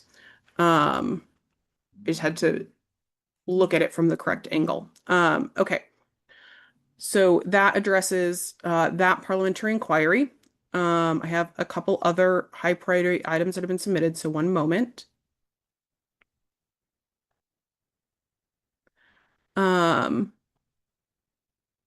Okay, so I have a point of order about the speech on F-15 and whether it is crosses the line of making assertions or claims that are not in order. And I will say that I have told my lawyer, deputy presiding officer, to jump in if he feels that any debate on this proposal crosses that line, and he did not do so. And so I don't think that the debate crossed a line. Okay, I have several parliamentary inquiries that are debate. I will remind the body that if you have questions about whether or not the amendment, a proposal, is well formed, and if you think that there are specific scenarios that may or may not be possible under the phrasing of a proposal, that's debate. That is debate either in favor or against the proposal about what you think the effects of the proposal will be. So I have a parliamentary inquiry from Linda Pierce, which is debate. So I'm going to ask the moderators to clear that out. And I have a parliamentary inquiry from Gail Turman that is the same. And so I'm going to ask the moderators to clear that out. Okay. I have several other parliamentary inquiries that have been submitted, which are related to not F.15, but our schedule in general. And so I'm going to reserve those parliamentary inquiries to handle after we take up F.15, as they are not germane to the item in front of us. Okay. So we have had a speech in favor of F.15. And so I'm going to recognize Laura Miller for a speech against F.15.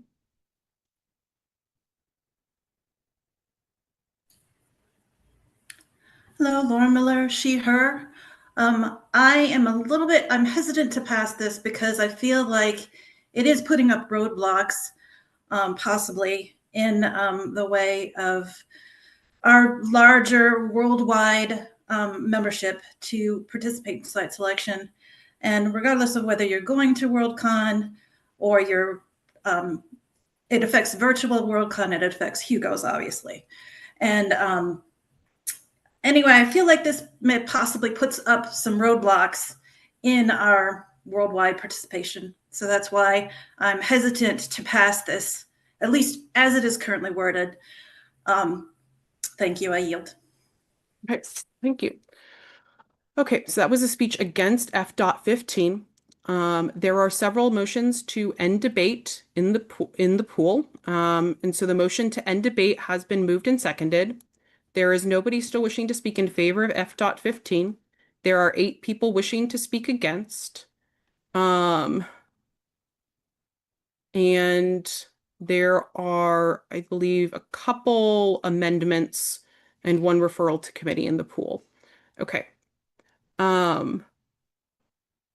Is there any objection to moving to a vote on F dot 15? If so, you can raise the hand in Zoom. Okay, there is an objection. Okay, so the motion to end debate has been moved and seconded, and so we can go ahead and open the vote on the motion to end debate. This requires a 2/3 vote.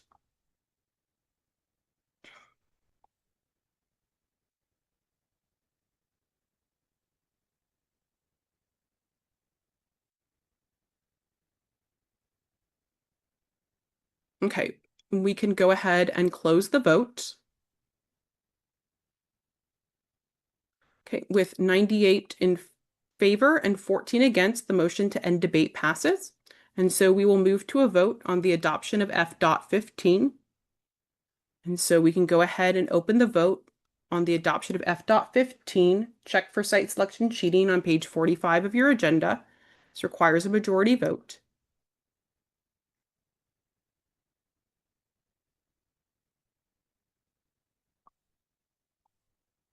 Okay, we can go ahead and close the vote with 39 in favor and 82 against. F dot 15, check for site selection cheating, fails and is not adopted. Okay, I have several parliamentary inquiries relating to the scheduling of this meeting and future meetings. So this is the final online business meeting that has been scheduled. There is an in-person business meeting scheduled for August 16th where we will take up the results of site selection. At that meeting, things like after we dispense with the site selection portion, which we are required to handle, things like a motion to adjourn sine die would be in order. That is the motion to adjourn without day, meaning that the meeting is done and will not reconvene at a later point. We will not be, so just like last year at Glasgow, if we had run out of time for our in-person meetings, we would not have added an additional meeting in the evening of the last day. That is not our practice. Our practice is not to amend the Worldcon schedule to add additional times. We have the time that we have been given. And so long as we dispense with all special and general orders, that is the items that we are required to take up, then it is in order to end the meeting at that point. Related to that, I do have a motion in the queue from Brian Nisbet, and so I will recognize Brian Nisbet for a motion.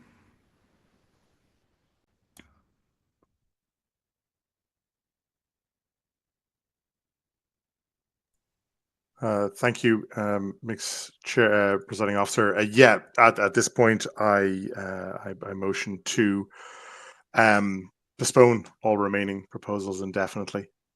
With or without debate? Sorry, without debate. Okay, so this is a motion to suspend the rules and postpone indefinitely without debate. F dot 16, 17, 18, 19, 20, and 22. There's a second. You can raise your hand in the Zoom. Okay, I do see several seconds. So the motion to suspend the rules and postpone indefinitely has been seconded. Because this is a motion to suspend the rules, it is neither debatable nor amendable, and so we will move immediately to a vote. This requires a 2/3 vote, and so to be clear, if this motion passes, all of the remaining items would be postponed indefinitely. If this motion does not pass, those items would still be in front of us, and it would be the job of the site selection business meeting and the attendees thereat to determine how to dispense with the business ahead of us. Okay, so we can go ahead and move to a vote on the motion to suspend the rules and postpone indefinitely all remaining items. And this will require a 2/3 vote to pass.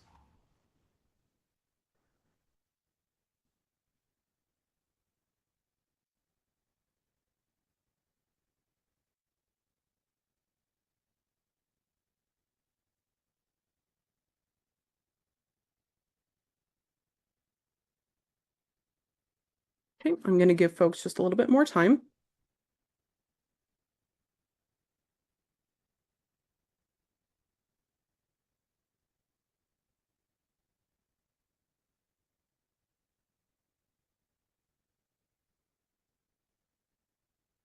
Okay, we can go ahead and close the vote. Okay, with 73 in favor and 53 against, the motion, that's not a 2/3 majority, and so the motion to suspend the rules does not pass. Okay, we are out of time for today's meeting, and so these remaining items are still in front of us, and it will be the job of the site selection business meeting to determine how to address those items. If we can go ahead and clear the queue just in case anything comes up in the last couple minutes. Okay, so that concludes the time that we have for the online business meetings that have been scheduled. I want to, we'll do the full sort of thanking and everything at the final meeting. But I do want to extend a special thanks to, there's a lot of my staff that will not be in Seattle. And of course, I don't have a list of who those folks are, but I wish to extend thanks to all of the business meeting staff for the hard work that they have put in on this year's meeting. Especially to our Lumi technicians, Kirk and Adam, and to Michelle, our Lumi rep. I also want to thank the 3Play Captioning for their live captioning services. And then the very last thing, because I know that there have been some complaints about this. Oh, I do have a point of order. Sorry. So I have a point of order about if another meeting can be scheduled. It is not, like, the business meeting does not have the authority to instruct the Worldcon about how to set its schedule. We will have an in-person meeting at Seattle. That's the site selection meeting. And it will be up to the folks there to determine how they wish to handle the rest of the items that are in front of us. But that is, we don't have the ability to tell them what to do. So the dog just doesn't want to come over. I was going to show you all the dog, but she's refusing. She's asleep and apparently doesn't want to come. So, sorry about that. I do have an instruction in my chat that if you have concerns about the scheduling of the business meeting, you can email chair@seattlein2025.org. But with that, we are adjourned until the site selection business meeting on August 16th. And I will see folks then. Thank you.